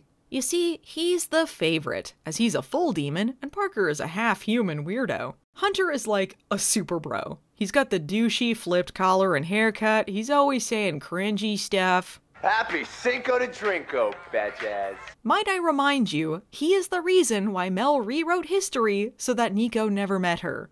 This guy. Hunter is tasked with stealing Charmed One DNA in order to create an experimental serum for Parker. I will get into it, it is dumb. In order to obtain this, Morningstar Biotech asks for some blood/drug tests from everyone at the university lab. Hunter, in turn, steals Macy's test to get the DNA. Why Hunter needs to steal it when the tests are for Morningstar, the company his father owns, is anyone's guess.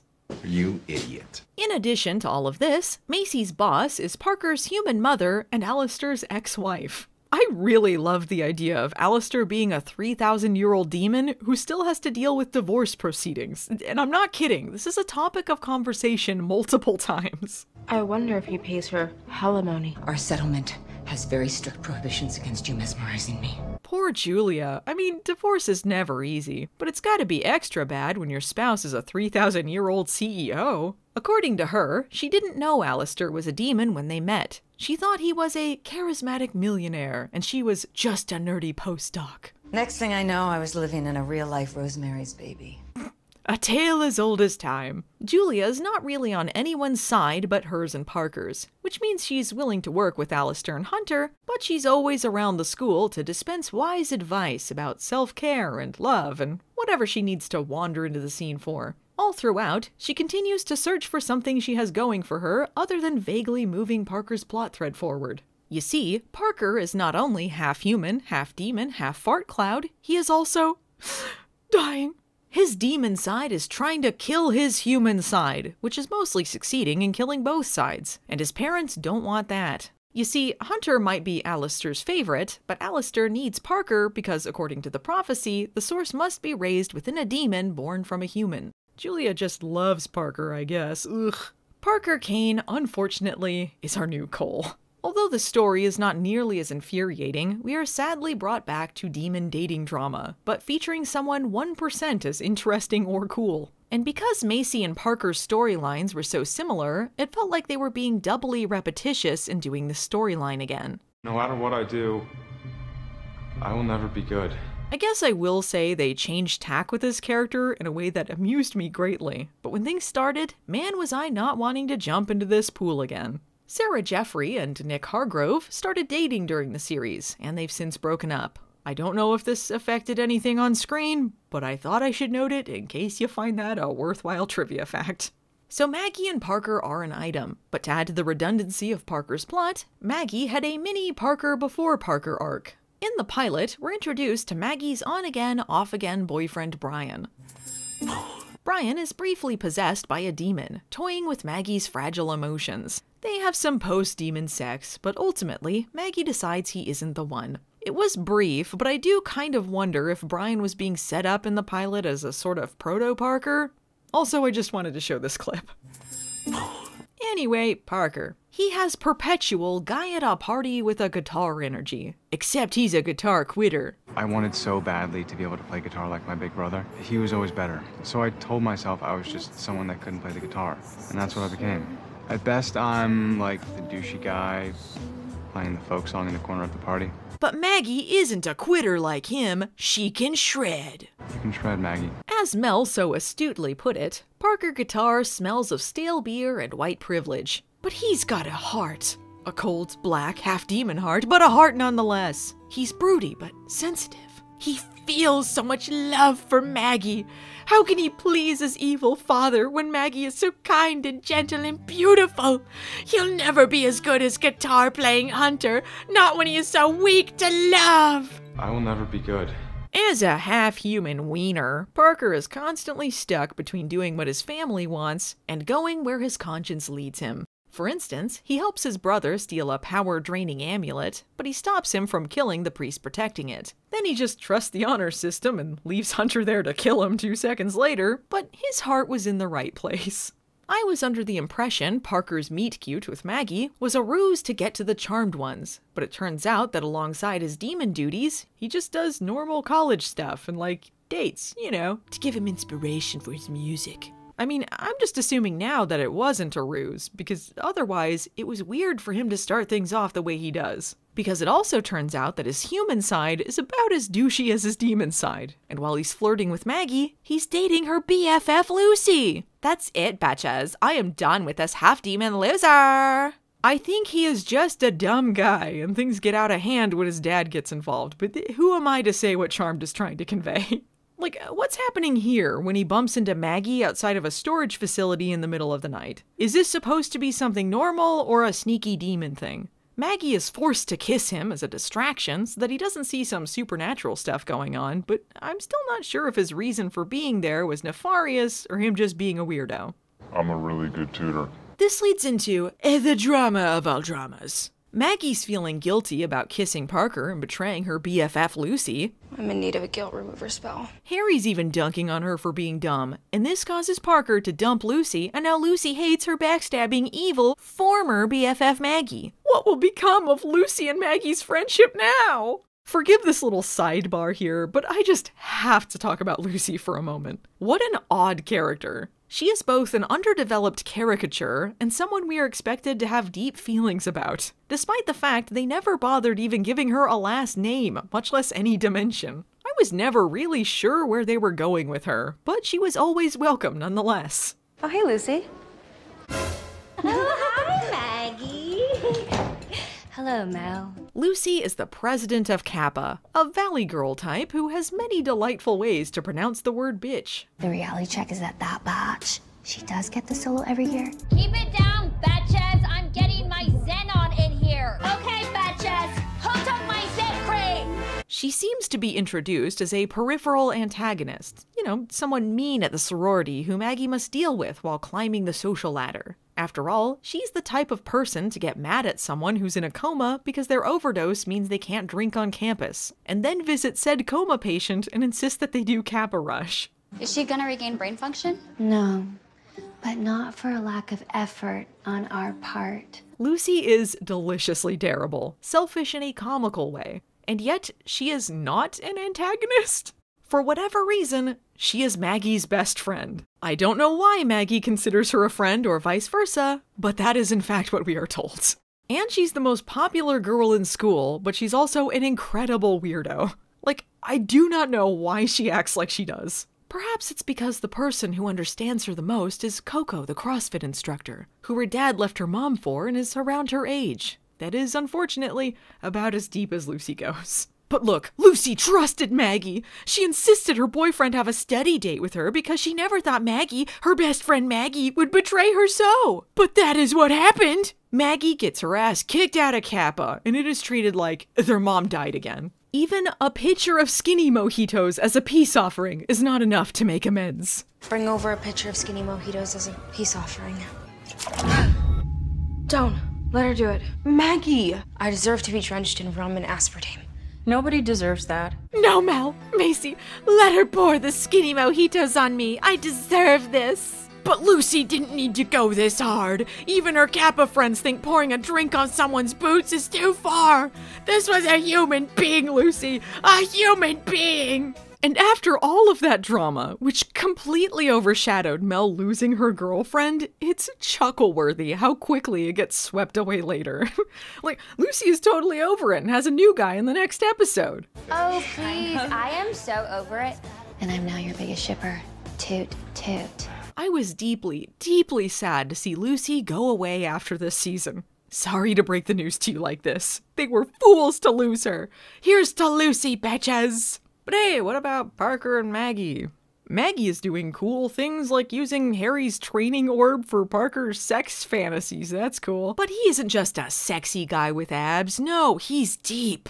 Maggie sees Parker using a needle and immediately jumps to the conclusion that he's doing drugs, and not like he's diabetic or something. He can't tell her he's half demon, so he makes up something about having some rare autoimmune disorder. You may or may not find this soap opera nonsense silly, but you cannot for 1 second take seriously that Parker is actually taking a demon-suppressing medicine. Like, what? So get this, he needs Charmed One DNA to create a serum that will stop his demon side from killing him. Magical gene therapy. Charmed One DNA to create a demon serum thing. My mom's been working on this experimental treatment to suppress my demon powers. She is? Yeah, first! Julia wants to create a serum that suppresses his demon side, but Alistair wants to suppress his human side so he can raise the source. But as we find out later, all Alistair needed was some demon blood and a knife, so I don't know why they had to get Charmed One DNA at all. To be fair, I might have missed something, because there were like 10 million plots happening. God, I almost forgot all that happened. There were times when Parker and Macy's similar plots were used to the show's advantage rather than being redundant. Parker talks Macy down from killing someone, saying he knows how she feels, but she can't give in to her dark side. This not only demonstrates that Parker is genuine in trying to do the right thing, but that again, whether someone is good or evil is down to their own choices. And look, Parker finally gets a puppy! See? He gets rewarded for being a good boy! Despite all of the everything going on, Parker's feelings for Maggie are real. So much so that he's willing to sabotage Alistair's plans in order to protect her. And to Parker's credit, he's only like a little evil. He's willing to do sneaky stuff for his dad, but he isn't aware that he wants to make him the source. He finds that out around the time the girls find out that he's part of the world's dumbest demon family. And it is quite the sequence of events. First of all, it's their Christmas episode, so kudos for that. Hunter pops by posing as Macy so he can get rid of Galvin's protection mark. And for a shapeshifter, he is really, really bad at pretending to be someone else. Snuggle up to my man, see how close I can get. Let's hope this ends in a little stocking stuffing, am I right? I'm totally gonna pork that Galvin, you know what I mean, bro? Parker, meanwhile, has given Maggie a power-draining necklace, which Mel cottons onto and immediately gets chewed out by Maggie for even suggesting sweet, innocent Parker would do such a thing. I think I'd know if my boyfriend were evil, Mel. It's not like he's stealing our skinny margs. Oh yeah, sorry, I am evil, but I'll destroy this necklace if it makes you feel any better. No, not my Parky Poo! I'm working on sunshine, whoa, and don't it feel good? I'm sorry, the conversation about whether Parker is evil or not is happening in like the next room over and there's no walls between them. How does he not hear this? Well, Hunter spills the beans to Parker regarding the source plan. So of course, Parker decides the right thing to do would be to tell Maggie. But more beans! He's knocked off course by Galvin, who has a broken leg and needs assistance peeing. Yes, seriously. This is the first time these two characters have even met. Why would he ask him this? Where's the bathroom? Maggie's being held hostage by a vengeful witch. Follow me. Follow me, for I am the bathroom master. Because this was their mid-season finale, Parker switches sides, and this leads into a big fight with Hunter, where Mel initially dispatches of him by accidentally summoning some Sarkana crows. So, once again, I'm glad this was the guy she erased Nico for. But in true slasher style, he's gotta come back for one last fight. Merry Christmas. Santa's gonna make you pay. Twists upon twists. He's sent to Tartarus, but then drags Harry along with him. And then Galvin shows up and finds out they're witches. Yo, that is wild. Galvin didn't catch the whole battle on account of him being passed out on the toilet, presumably, but he caught the important parts. More on Galvin and Macy's whirlwind romance in a bit. But now Maggie and Parker have hit ultra soap opera mode. Please. I love you. Parker tells Maggie at a twinkly gazebo that he's so sorry and even attempts to take out a guitar so he can sing apologetically to her and pretend to play it. But thankfully she decides to break up with him before that can happen. I guess after trying to kill her and her sisters, bringing his douchey brother to their house and sending Harry to hell, it's kind of hard to keep going on cute dates. This causes some serious trust issues for Maggie, not only with prospective boyfriends, but also herself. She should have been able to sense that something was wrong, but she was blind to him. And Mel is on her side, but even she gives Parker some credit. She thinks Maggie did the right thing, but she says that Parker can't help the way he was born. I don't know what to do with a Charmed that doesn't pull a thanks Obama every excruciating moment they can. It's weird.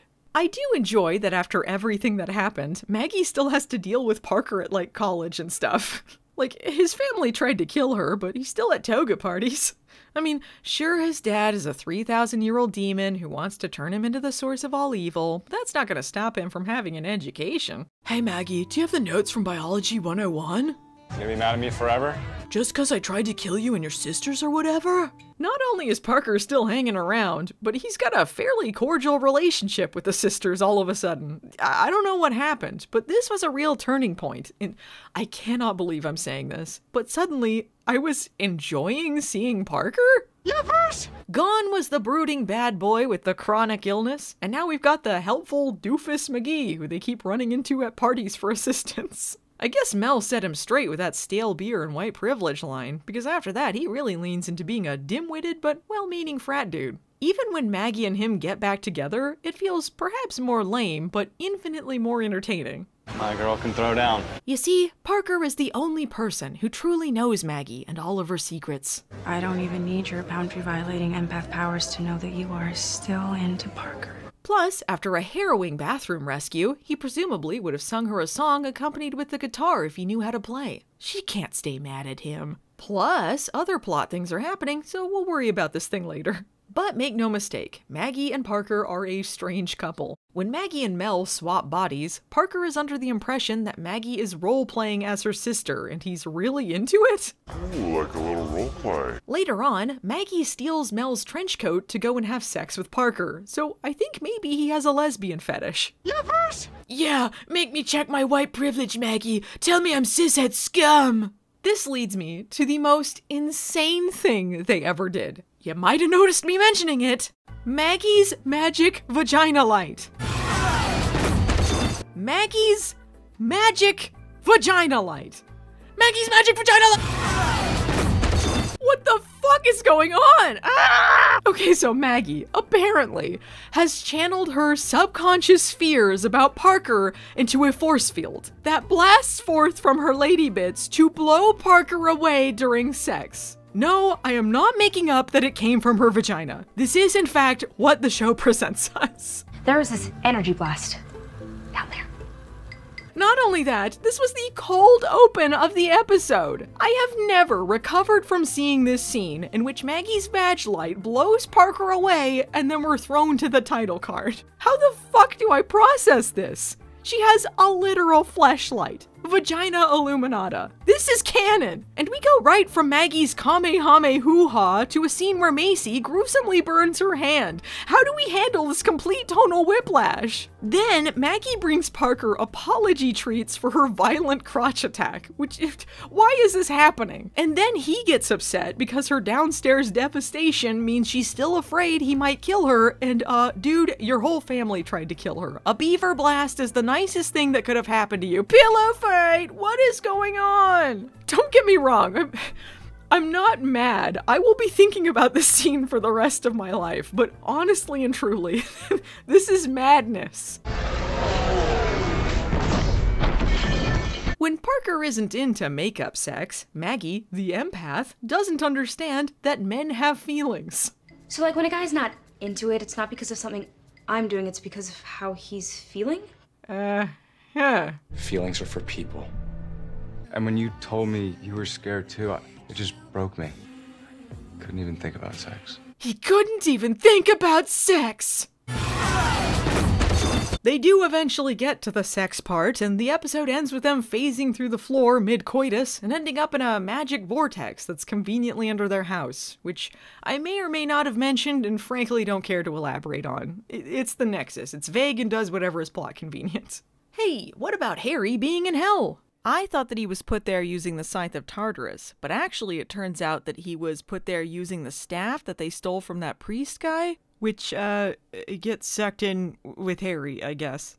They could use the scythe to get him out now, except Mel decided to destroy part of it because it was too powerful, so good going, Mel. I'm sorry, why am I here? Mel goes to the Sarkana for help since they got Fiona out of Tartarus. Luckily, Jada conveniently knows where the nearest gateway to Tartarus is, which is pretty easy to get to, so why didn't they just use that instead of the scythe? The show tries to wave this away by saying the Sarkana didn't have anything worth trading to the demon guarding the gateway, but that just seems weak. You mean to tell me this group of resistance fighter witches who work under the table and regularly steal stuff, such as, the Scythe of Tartarus, couldn't get their hands on something to trade to this guy? And what do the Charmed ones have to trade? Well, they did put the Harbinger of Hell into a paint can. Yeah, they... just go with it. But the thing is, Alistair has the paint can now, so that's gonna be really hard to get. Unless Parker disables a single camera and they just take it from the cabinet in his office, that's some super tight security there. And that's the payoff to Alistair having the Harbinger of Hell. Nothing. They do eventually get Harry out, alongside Maggie, who ended up as collateral damage, and I just gotta say, Maggie is a total weenie. Harry is in Tartarus being tortured for the entirety of the mid-season hiatus, and he doesn't break, but Maggie is there for 2 seconds and she's begging for oblivion. Harry gets the attention put back on him, so Maggie will suffer less, and you already know how she thanks him for that. Isn't it time for you to move out? By the next episode, she's already forgotten why Harry is feeling bad. Seems depressed or something, right? He was just in hell! With you! There's one person who's still in Tartarus, though, and that's Hunter, the heart of the team. Alistair is so distraught over this that he actually leaves his office for the first time since his introduction. He confronts the girls with a long, hammy speech before revealing his true, terrible CGI demon face. Can't imagine why they didn't show that again. Alistair is ready for a battle of epic proportions, but when a Tartarus-weakened Maggie discovers she can create a force field through channeling her emotions or something, Alistair flees for, some reason. I guess he'll get Hunter out of Tartarus another day, because he's fled town to stretch out the season. Why? So now he's Vacation Alistair, who's turned Lucy into a sleeper agent through Skype? What the fuck? For a while, he just shows up on a laptop, pretending to be on the beach somewhere while he orders Lucy around. When the girls figure out that Lucy is under his control, Maggie says that only the person doing the mesmerizing can break the spell. But we've already seen plenty of cases of someone being under someone else's control and Maggie using her empath powers to break them out of it. Lucy is your best friend, Maggie. Think harder, botch! Anyway, Alistair's plan is twofold. 1, he wants Lucy to get Parker and Maggie back together. Check! 2, he gets Lucy to infect Parker with a demon virus, which causes Parker to swoon shirtlessly. Only Alistair can cure him, and therefore Parker will have to go back under his control if he wants to live. Just kidding, an injection of pure demon blood from anyone will do, so I guess that's over. I'm unclear on why Alistair wanted Maggie and Parker to get back together, but Mel and Maggie just sort of assume he wanted Maggie to think twice before vanquishing him. I guess?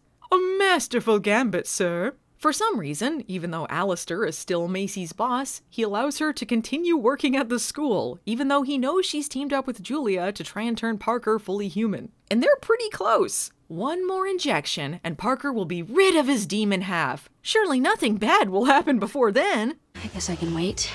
Our first time having fully human sex.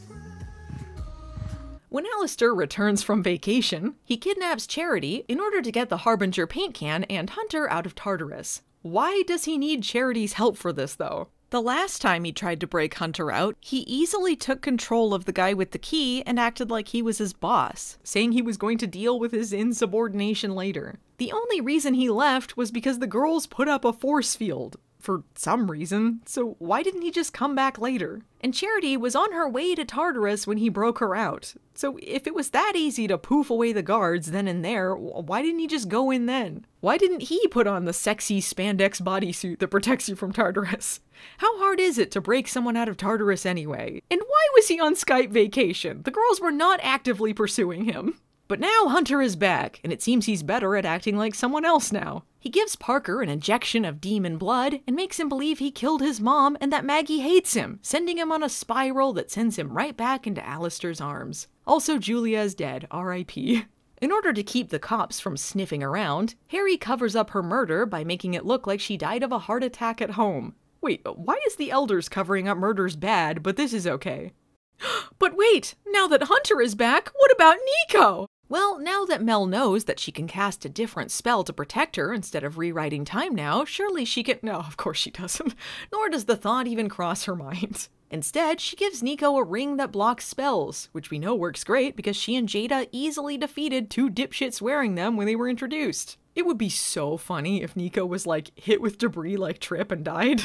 And currently, Harry is being held captive and tortured by Fiona, but Maggie is on her way to have sex with Parker. You get it, girl. She finds Parker missing, and they make a big deal out of her having to find him. But we never see her searching for him, only sadly looking at her phone and waiting for a text that will never come.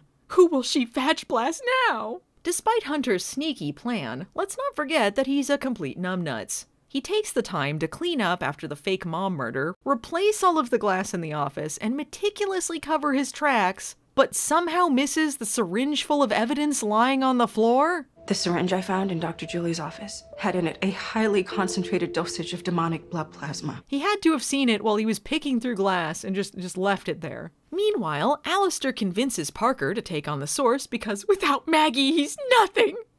He writes a sad little goodbye note about taking on the source like a little dum-dum, and Alistair turns into a third-rate magician as he begins the process of raising the source. But like, surely you can find another demon born of a human to do this with. Parker gave in after being tricked with the mom thing in a single fight with his girlfriend. He has no strong convictions. Do you really want him to be the source of all evil? Meanwhile, this is amazing. Hunter is possessed by the Harbinger of Hell and starts killing off the Elders. Well, look who needs to ask the Charmed Ones for help. Talk about having eggs on their faces. Harry points out that they sentenced him to death and repeatedly failed the Charmed Ones. But the Elders are like, yeah, but let's put aside our differences. Surely you can forget about that stuff and we'll forget about you, getting lippy, I guess. Harbinger Hunter kills all of them but one. Incredible.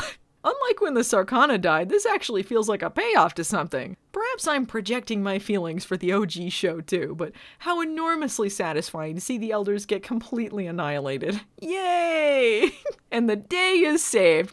Kill Whitey!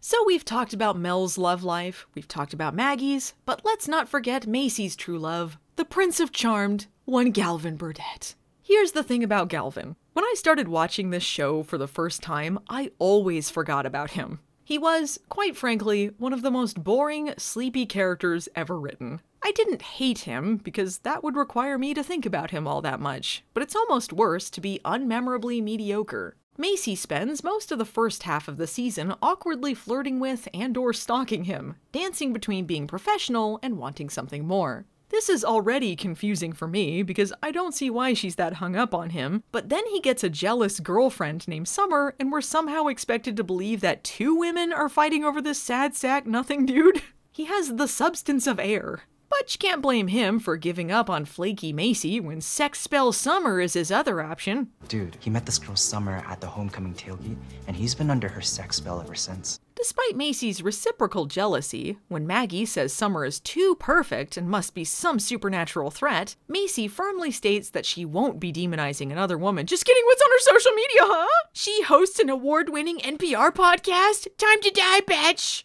No, of course she's not a demon, but she is, like everyone on this show, not a normal person. She apparently insisted that Galvin bring some framed photos of his family to his birthday party, which is being held at the school, and I don't know, I just think that's an odd thing to do. And speaking of parties, I'm sorry, why did over half the episodes of this season feature a party of some sort? You've got 2 Kappa parties in the pilot, a Halloween party, an off-screen homecoming party where Galvin met Summer, a lab drinks get-together party, Galvin's birthday, an off-screen wine party with a satyr, a Christmas party, a Kappa stoplight party, a filmmaker memorial party, Kappa spring rush toga party, Nico and Greta's bachelorette party, a Cinco de Mayo party, and a second off-screen wine party with a satyr. And what the hell is a stoplight party? I'm glad you asked. It's where people look for dates based on the colors they wear. Green means go, yellow means cautious, and red means no. All right, let's get some jonks. Why are the people in red there? For what possible reason did you come to a hookup party to tell people no, you don't want to hook up? Why are there so many parties? Anyway, you might be wondering why Summer awkwardly insisted that Galvin bring these family photos to his birthday. And that's because how else were they going to get Macy to ask Galvin about his family? See, it turns out his grandmother was a Haitian priestess, and unbeknownst to Galvin, she placed a mark on him to protect him from evil. Well, she could also cut a bitch. Another sidebar, but while Macy is investigating this mark, she goes to a Miss Cleo knockoff, and yes, she does find her on Yelp, and yes, she is a recurring character. I kind of love it. Look, she's wearing an iridescent fanny pack. Mama Roz rules. Mama Roz never said she knows how to perform the ritual. You have questions. I have the answers. Right, the mark. Seeing as how Macy is turning into a demon, this really causes some problems. Will Macy ever be able to be with her cardboard man? But just before the mid-season break, something happened. Galvin passed out on a toilet, and then he became my favorite character of the season.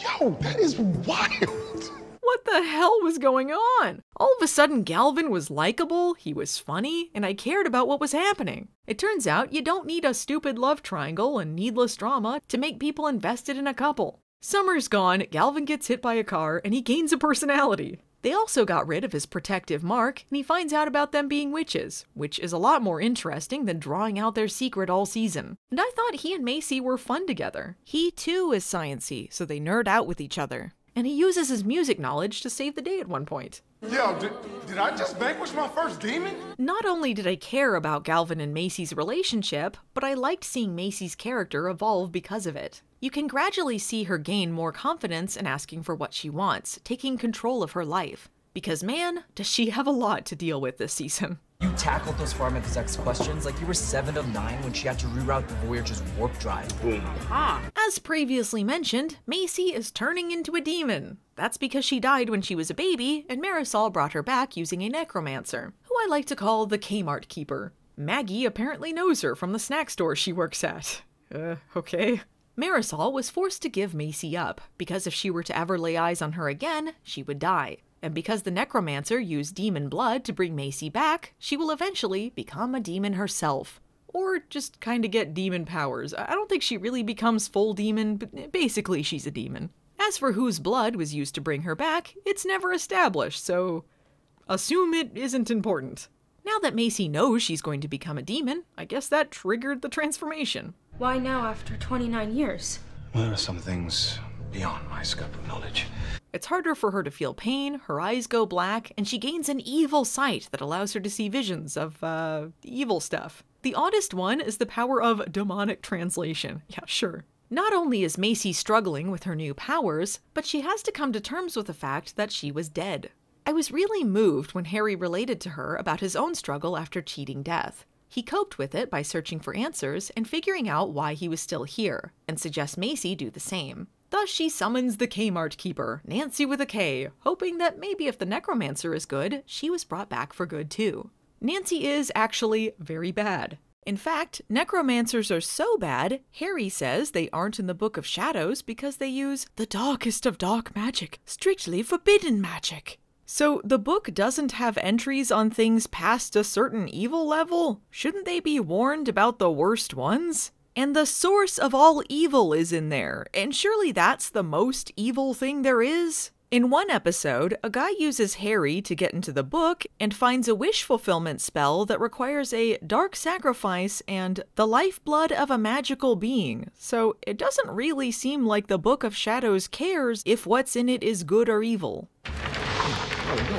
Wait, yo, that is sick! And according to the Charmed Wiki, apparently in Season 4, Harry takes up some necromancy himself, so can't wait to get into that mess. Nancy is taken out by an epic tackle from Parker in a bathroom, and through magical, contract-breaking nonsense, ends up killing herself. Makes it easy! Now Macy begins her journey of trying to get rid of her demon side. She teams up with Julia in the lab, because if she can find a cure for Parker, she can find a cure for her. But in case that doesn't work, Galvin thinks he might be able to help.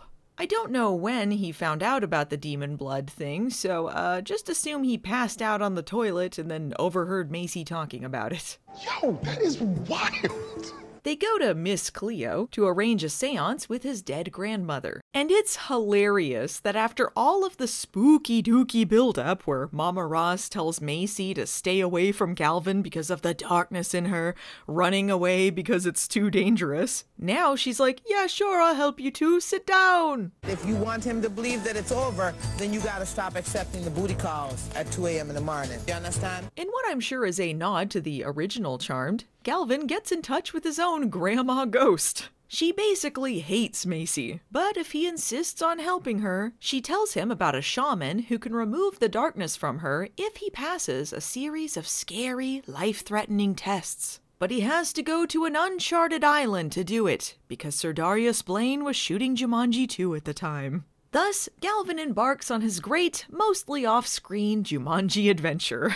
I'm trying not to think about Galvin trekking through Jumanji. We see him playing Indiana Jones to get one artifact, and after that, I guess you're gonna have to use your imagination as to what those horrible tests were. We also never see that shaman he was looking for, nor is the shaman even mentioned again. Later on, Galvin says he was studying to be a shaman. Man, I just don't know what any of this is. And Galvin seems in pretty good shape after those tests, considering Grandma Ghost lost a finger when she did it. Whilst Galvin is on his Jumanji adventure, Macy continues to battle her growing darkness. She worries that she's becoming cold and unable to feel, that she doesn't belong in this world. She feels tainted and inherently wrong. But as Harry assures her, everyone is capable of darkness. It's a person's actions that define who they are. But also, her demon side is kinda turning her evil. She almost kills some people, and her angry outbursts sometimes turn violent. But at the same time, her demonic side helps her to relate to and understand the things they fight. She spares Medusa because she knows she's a victim, and if her demonic side helped her see that, then it can't be all bad.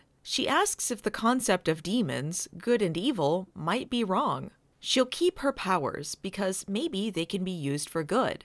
So, should she tell Galvin Jumanji's off, or...? The more Macy uses her powers, however, the more out of control she becomes. Can she overcome her darkness, or is her fate sealed? Even though the execution could be murky at times, this season is ultimately about evil being down to the choices you make. Rather than one-dimensional writing where characters are bad because they say they're bad, everyone is good, bad, and neither. Except maybe Alistair, he was kinda evil all the time, although he loved eggnog. This is the type of layered writing I can get into, and man oh man did it feel great not to have Phoebe whining about Cole all the time. Warlocks, be gone! When Galvin returns from Jumanji, he is way too chill, with Macy basically saying he wasted his time, so you know something's up. Yeah, that's cool, anyway. And during this conversation, Macy just casually throws out there that they found their mother's killer, and that's the first time Galvin would have heard about this? So, why doesn't she think he's acting weird? Turns out Galvin got possessed by a demon while he was out on his Jumanji adventure, and that demon kills Miss Cleo. No, not Miss Cleo! Who will use a fake accent and scam people out of their money now? Hello, how are you today? Yeah. You really got yourself into trouble on that one, brethren. I got backup this time. I love you. The demon also destroys all of the artifacts he got out in Jumanji Land. But it turns out Galvin doesn't even need the artifacts later, so that was a cool conclusion to that whole saga and not completely pointless at all. Once the audience knows Galvin is possessed, he starts acting super obvious and evil. Busted. He goes after Macy because he feeds off of the souls of dead children, and she was a stillborn. Wait, does that mean Macy has the soul of a dead child? I don't know, who cares?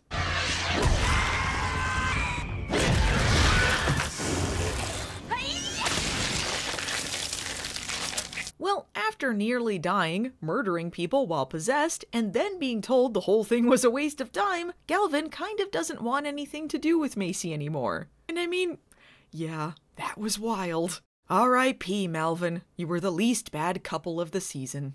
For some reason, Macy decides to open up to Julia about her and Galvin's breakup, because basically she's just around to dispense demon cures and wholesome advice. Despite the fact Parker's cure is working, Macy declines to use it on herself. She says it's because she can control her powers, but if I were her, I would see how things went with guinea pig Parker first as well. Unfortunately, after the breakup, Macy and Galvin are back to being awkward and snoozeworthy.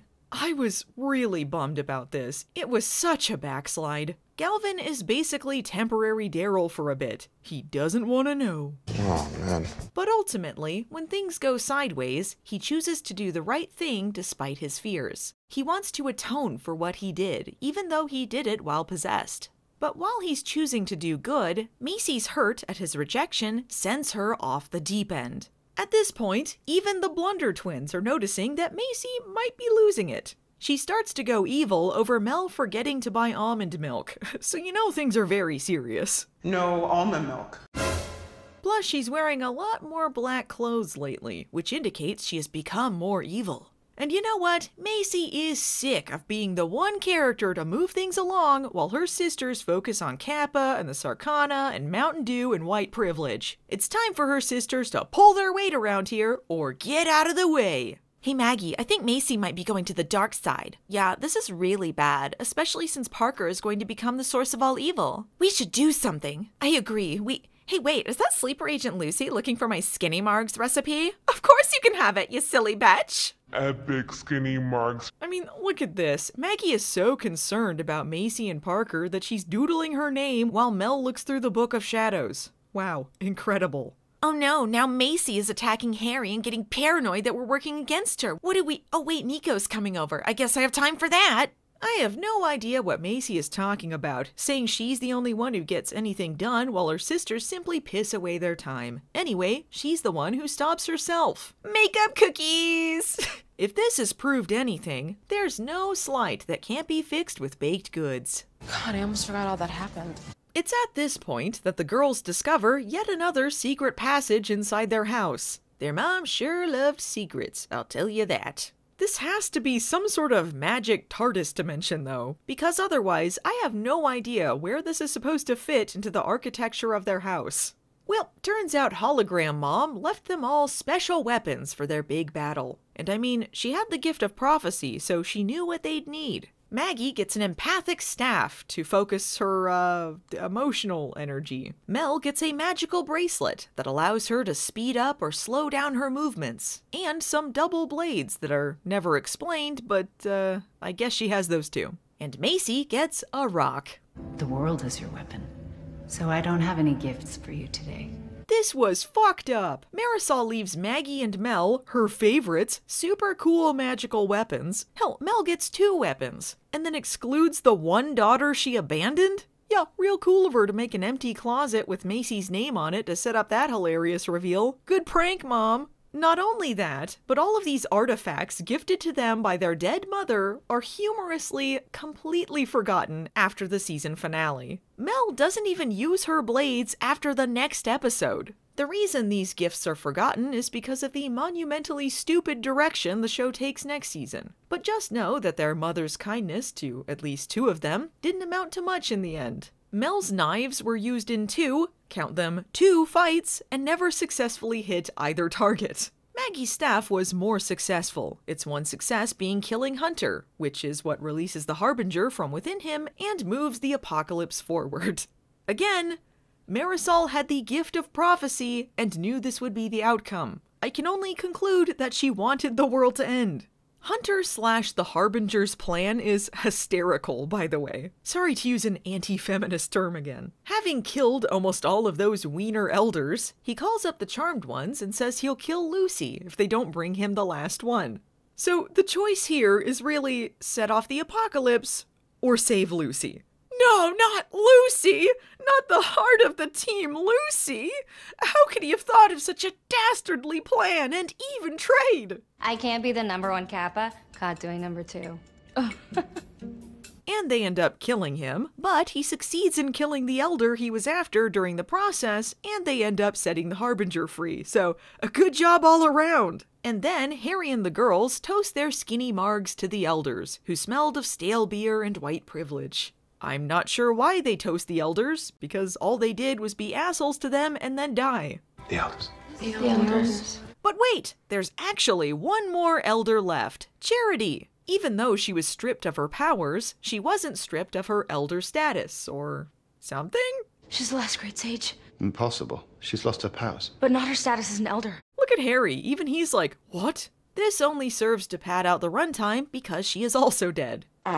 So with the deaths of the elders, the source can now be raised, and Harry tells Maggie that if Parker is beyond saving, they'll have to kill him. And I guess we're supposed to feel sad over this lame-o, I don't know. No one but Maggie can even pretend to care. She hears him telepathically calling for help, and when she rushes in to tell Harry and her sisters, she's met with a resounding shrug. I'm glad it took them until approximately the next episode to not even bother comforting Maggie anymore. I think the show was trying to act like they were so concentrated on what they were doing that they couldn't focus on Parker at the moment, but what they're doing is staring at a book with the most basic rundown of the apocalypse written on it. Like, it doesn't even have any details or anything, so why are they staring at it so intently? Why did they write this down in the middle of this book? Is there anything else written in there? Did they fill the other pages with just, like, basic exposition? Utilizing her emotion staff while she still has it, Maggie speaks to Parker on an empathic plane and is tricked into leading him to Charity. She was hiding in a super secret magical garden where people go to hide, I guess. And hey, it's just a short walk away. And you know the rest. But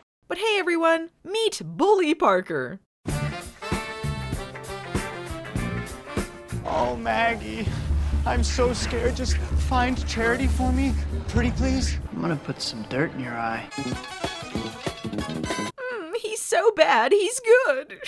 Oh man, even in his first fight with them, he's immediately like, vanquish me, Maggie, I'm so evil. The show can't act for 1 minute like he's a threat. But like Phoebe before her, Maggie will not grant him his request. Come on, Maggie, even Mel is like, kill him! His weakness is a problem. Well, his weakness is gonna prove an asset.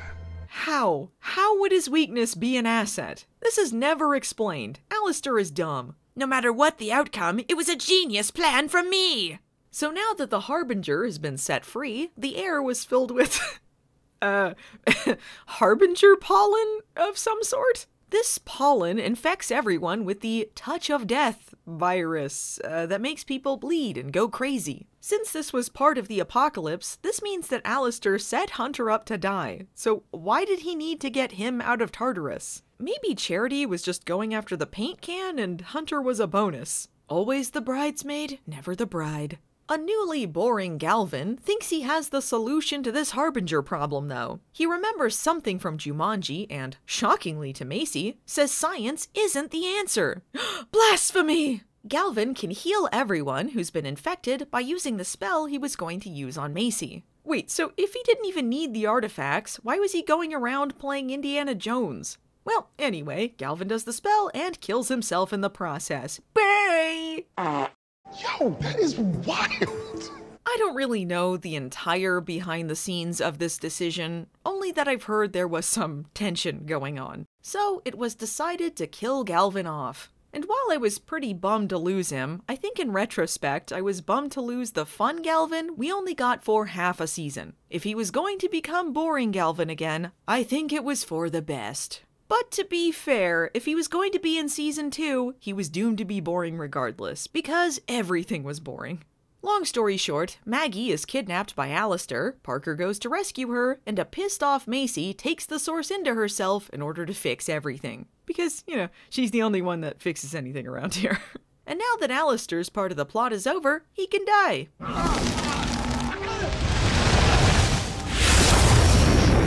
Alright, so just to catch everyone up, all 3 of their main recurring villains this season were killed instantly and easily this episode. So, if you were invested in any of these stories, I hope you liked the payoff, because now it's Macy Source time. Jeez, Macy, that's dark. Sure, her sister just took in the source of all evil, and she just watched her disintegrate a 3,000-year-old demon from the inside out, but Maggie decides now is the time to have a weepy session with Parky Poo, where he poofs away and leaves a pee stain behind him, nothing but the scent of stale beer and white privilege in the air. I like Maggie, but why is she like this? In keeping with Charmed tradition, the episode before the finale is sort of a finale already, although in a slight deviation, the actual last episode at least relates. Believing she can control the Source's powers, Macy goes about basically bending reality to her will. This means healing everyone of the Harbinger virus, because, I guess Galvin's sacrifice only helped some of them?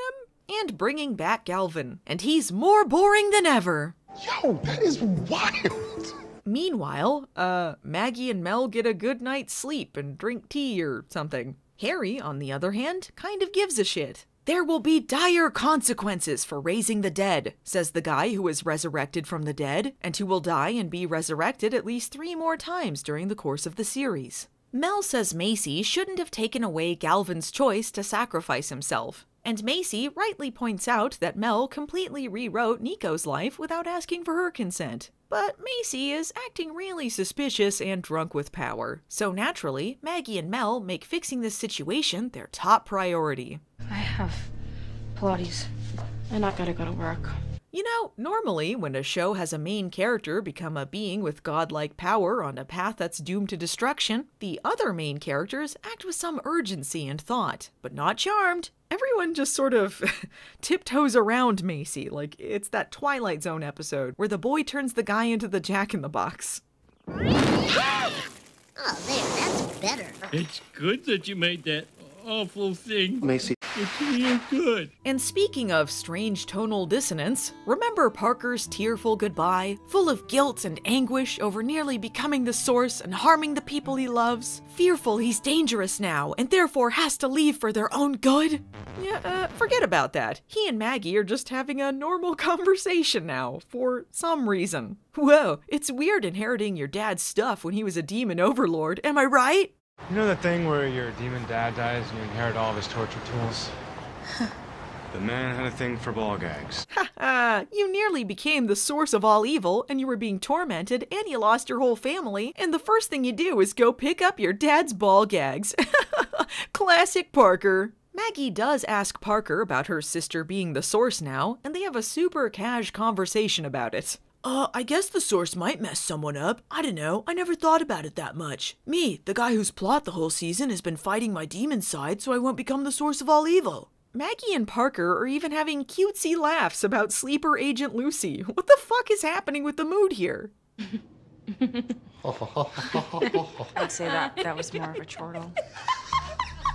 As Harry predicted, messing with the natural order of things has consequences. The people Galvin sorta saved are suddenly dying of cardiac arrest, and Galvin has a mumbly scene about how he shouldn't be here anymore and he was at peace with dying. Macy brought me back to life, didn't she? Yo, that is wild. Well, you won't see me again after this. But Macy just can't see the problem here. The source is feeding off of her insecurities, of being abandoned and feeling like everyone is avoiding her for Pilates or whatever. Which they kind of are, to be fair. But she can just fix everything if she keeps putting a band-aid over whatever new problem pops up. People are dying? Bring them back again. Her sisters don't feel safe? Well, Mom will fix that. Oh, whoops, forgot about that curse. Wait, how come in this timeline, Mel and Maggie know about their powers and the source of all evil, but not about Macy? Didn't their mom unbind their powers to create the Charmed One so they can fight the source or something? But, no problem. Hey, Mel's been the one who's been the most antagonistic to Macy, so maybe everyone would feel safer if she were the one who got abandoned instead. Now Macy has her mom, and we don't have to hear Mel complain about stale white men and charm privilege. Win-win! In an unfortunate turn of events, this new bad timeline is a horrible foreshadowing into Season 2. Mel has been relocated to Seattle, and the girls are mostly separate, barely tolerating each other. I'm not sure why they thought this needed to be the new direction, but it sucks. Anyway, Mel does ride shares, and Harry just so happens to be in Seattle for a Women's Studies conference. Women's Studies conference. And decides not to orb for some reason. That reason being they had to keep the plot moving forward. It's the same reason Mel has her time bracelet on her, despite the fact it was locked away behind the book nook in their house that she's never been to, and meant to prepare her for an apocalypse that didn't happen. Later on, Harry says that certain things still occurred in this reality because they were destined to happen. But why would the girls having their powers or Mel getting a bracelet be more important than the Charmed Ones existing? This version of Maggie is basically Lucy, obsessed with social media and superficial things. So maybe she's just normal Maggie. Wait, if she has her powers, then she'd still be an empath. So why would she be more self-absorbed? What is empathy according to Charmed? Anyway, everyone eventually remembers their lives. That's okay, it's still good, it's still good. Macy will just kill Mel, that'll fix it. Then she'll have Mom to herself. And what's Marisol doing? Just enjoying a little drinky poo in the attic and standing precariously by the window. Hope nothing bad happens.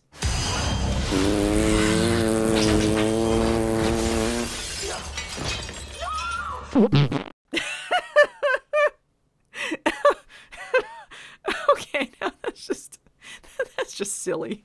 Like, Macy literally broke wind and killed her mom. What the hell? At last, Macy decides that she's the problem. I'm the problem, it's me. So she writes herself out, choosing to leave them before they leave her. Thus, we're put into an apocalypse land without the power of 3, even though they didn't know each other in those other timelines, so there wasn't a power of 3 there either. But with the help of their mother and Mel's time bracelet that, again, is still confusingly there, they're able to cast a spell to go back to before Macy changed everything. I can assure you that yes, all of this stuff happens in one episode. No, it is not enjoyable to see 2 seconds of random other timelines until we jump back into the main story. I'm sorry, I'm tired too.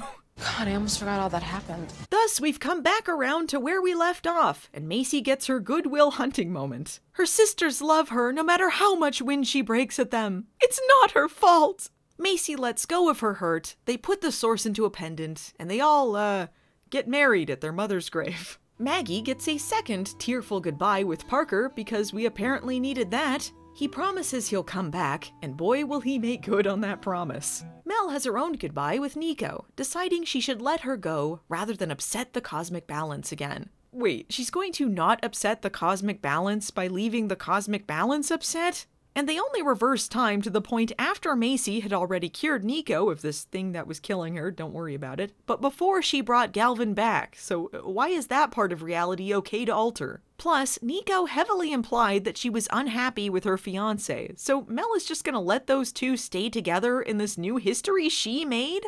And why does Mel decide to disappear like a serial killer? Oh, this sucks. Yeah, no This is good, though. After Galvin's funeral, they're greeted by a bunch of magical creatures. They're looking for a new governing body, now that the elders are gone, and the Charmed Ones seem like a good replacement. The girls accept this role, and they all have a drunken satyr party, looking forward to leading the magical community, which will surely be a plot that happens and is not immediately thrown away in the next episode. Why do these creatures want new elders when the first one sucked? Why am I asking this? This is basically the ending of the OG Charmed in Season 7. Never believe them when they promise this storyline. And with a nod to the season finales of Charmed Pasts, we fart to a finish. At the end of the day, this season was about love. About cheesy romances, about sisterhood, about loving yourself. Like their horrible mother said, the girls were better together. The season finale was an absolute mess,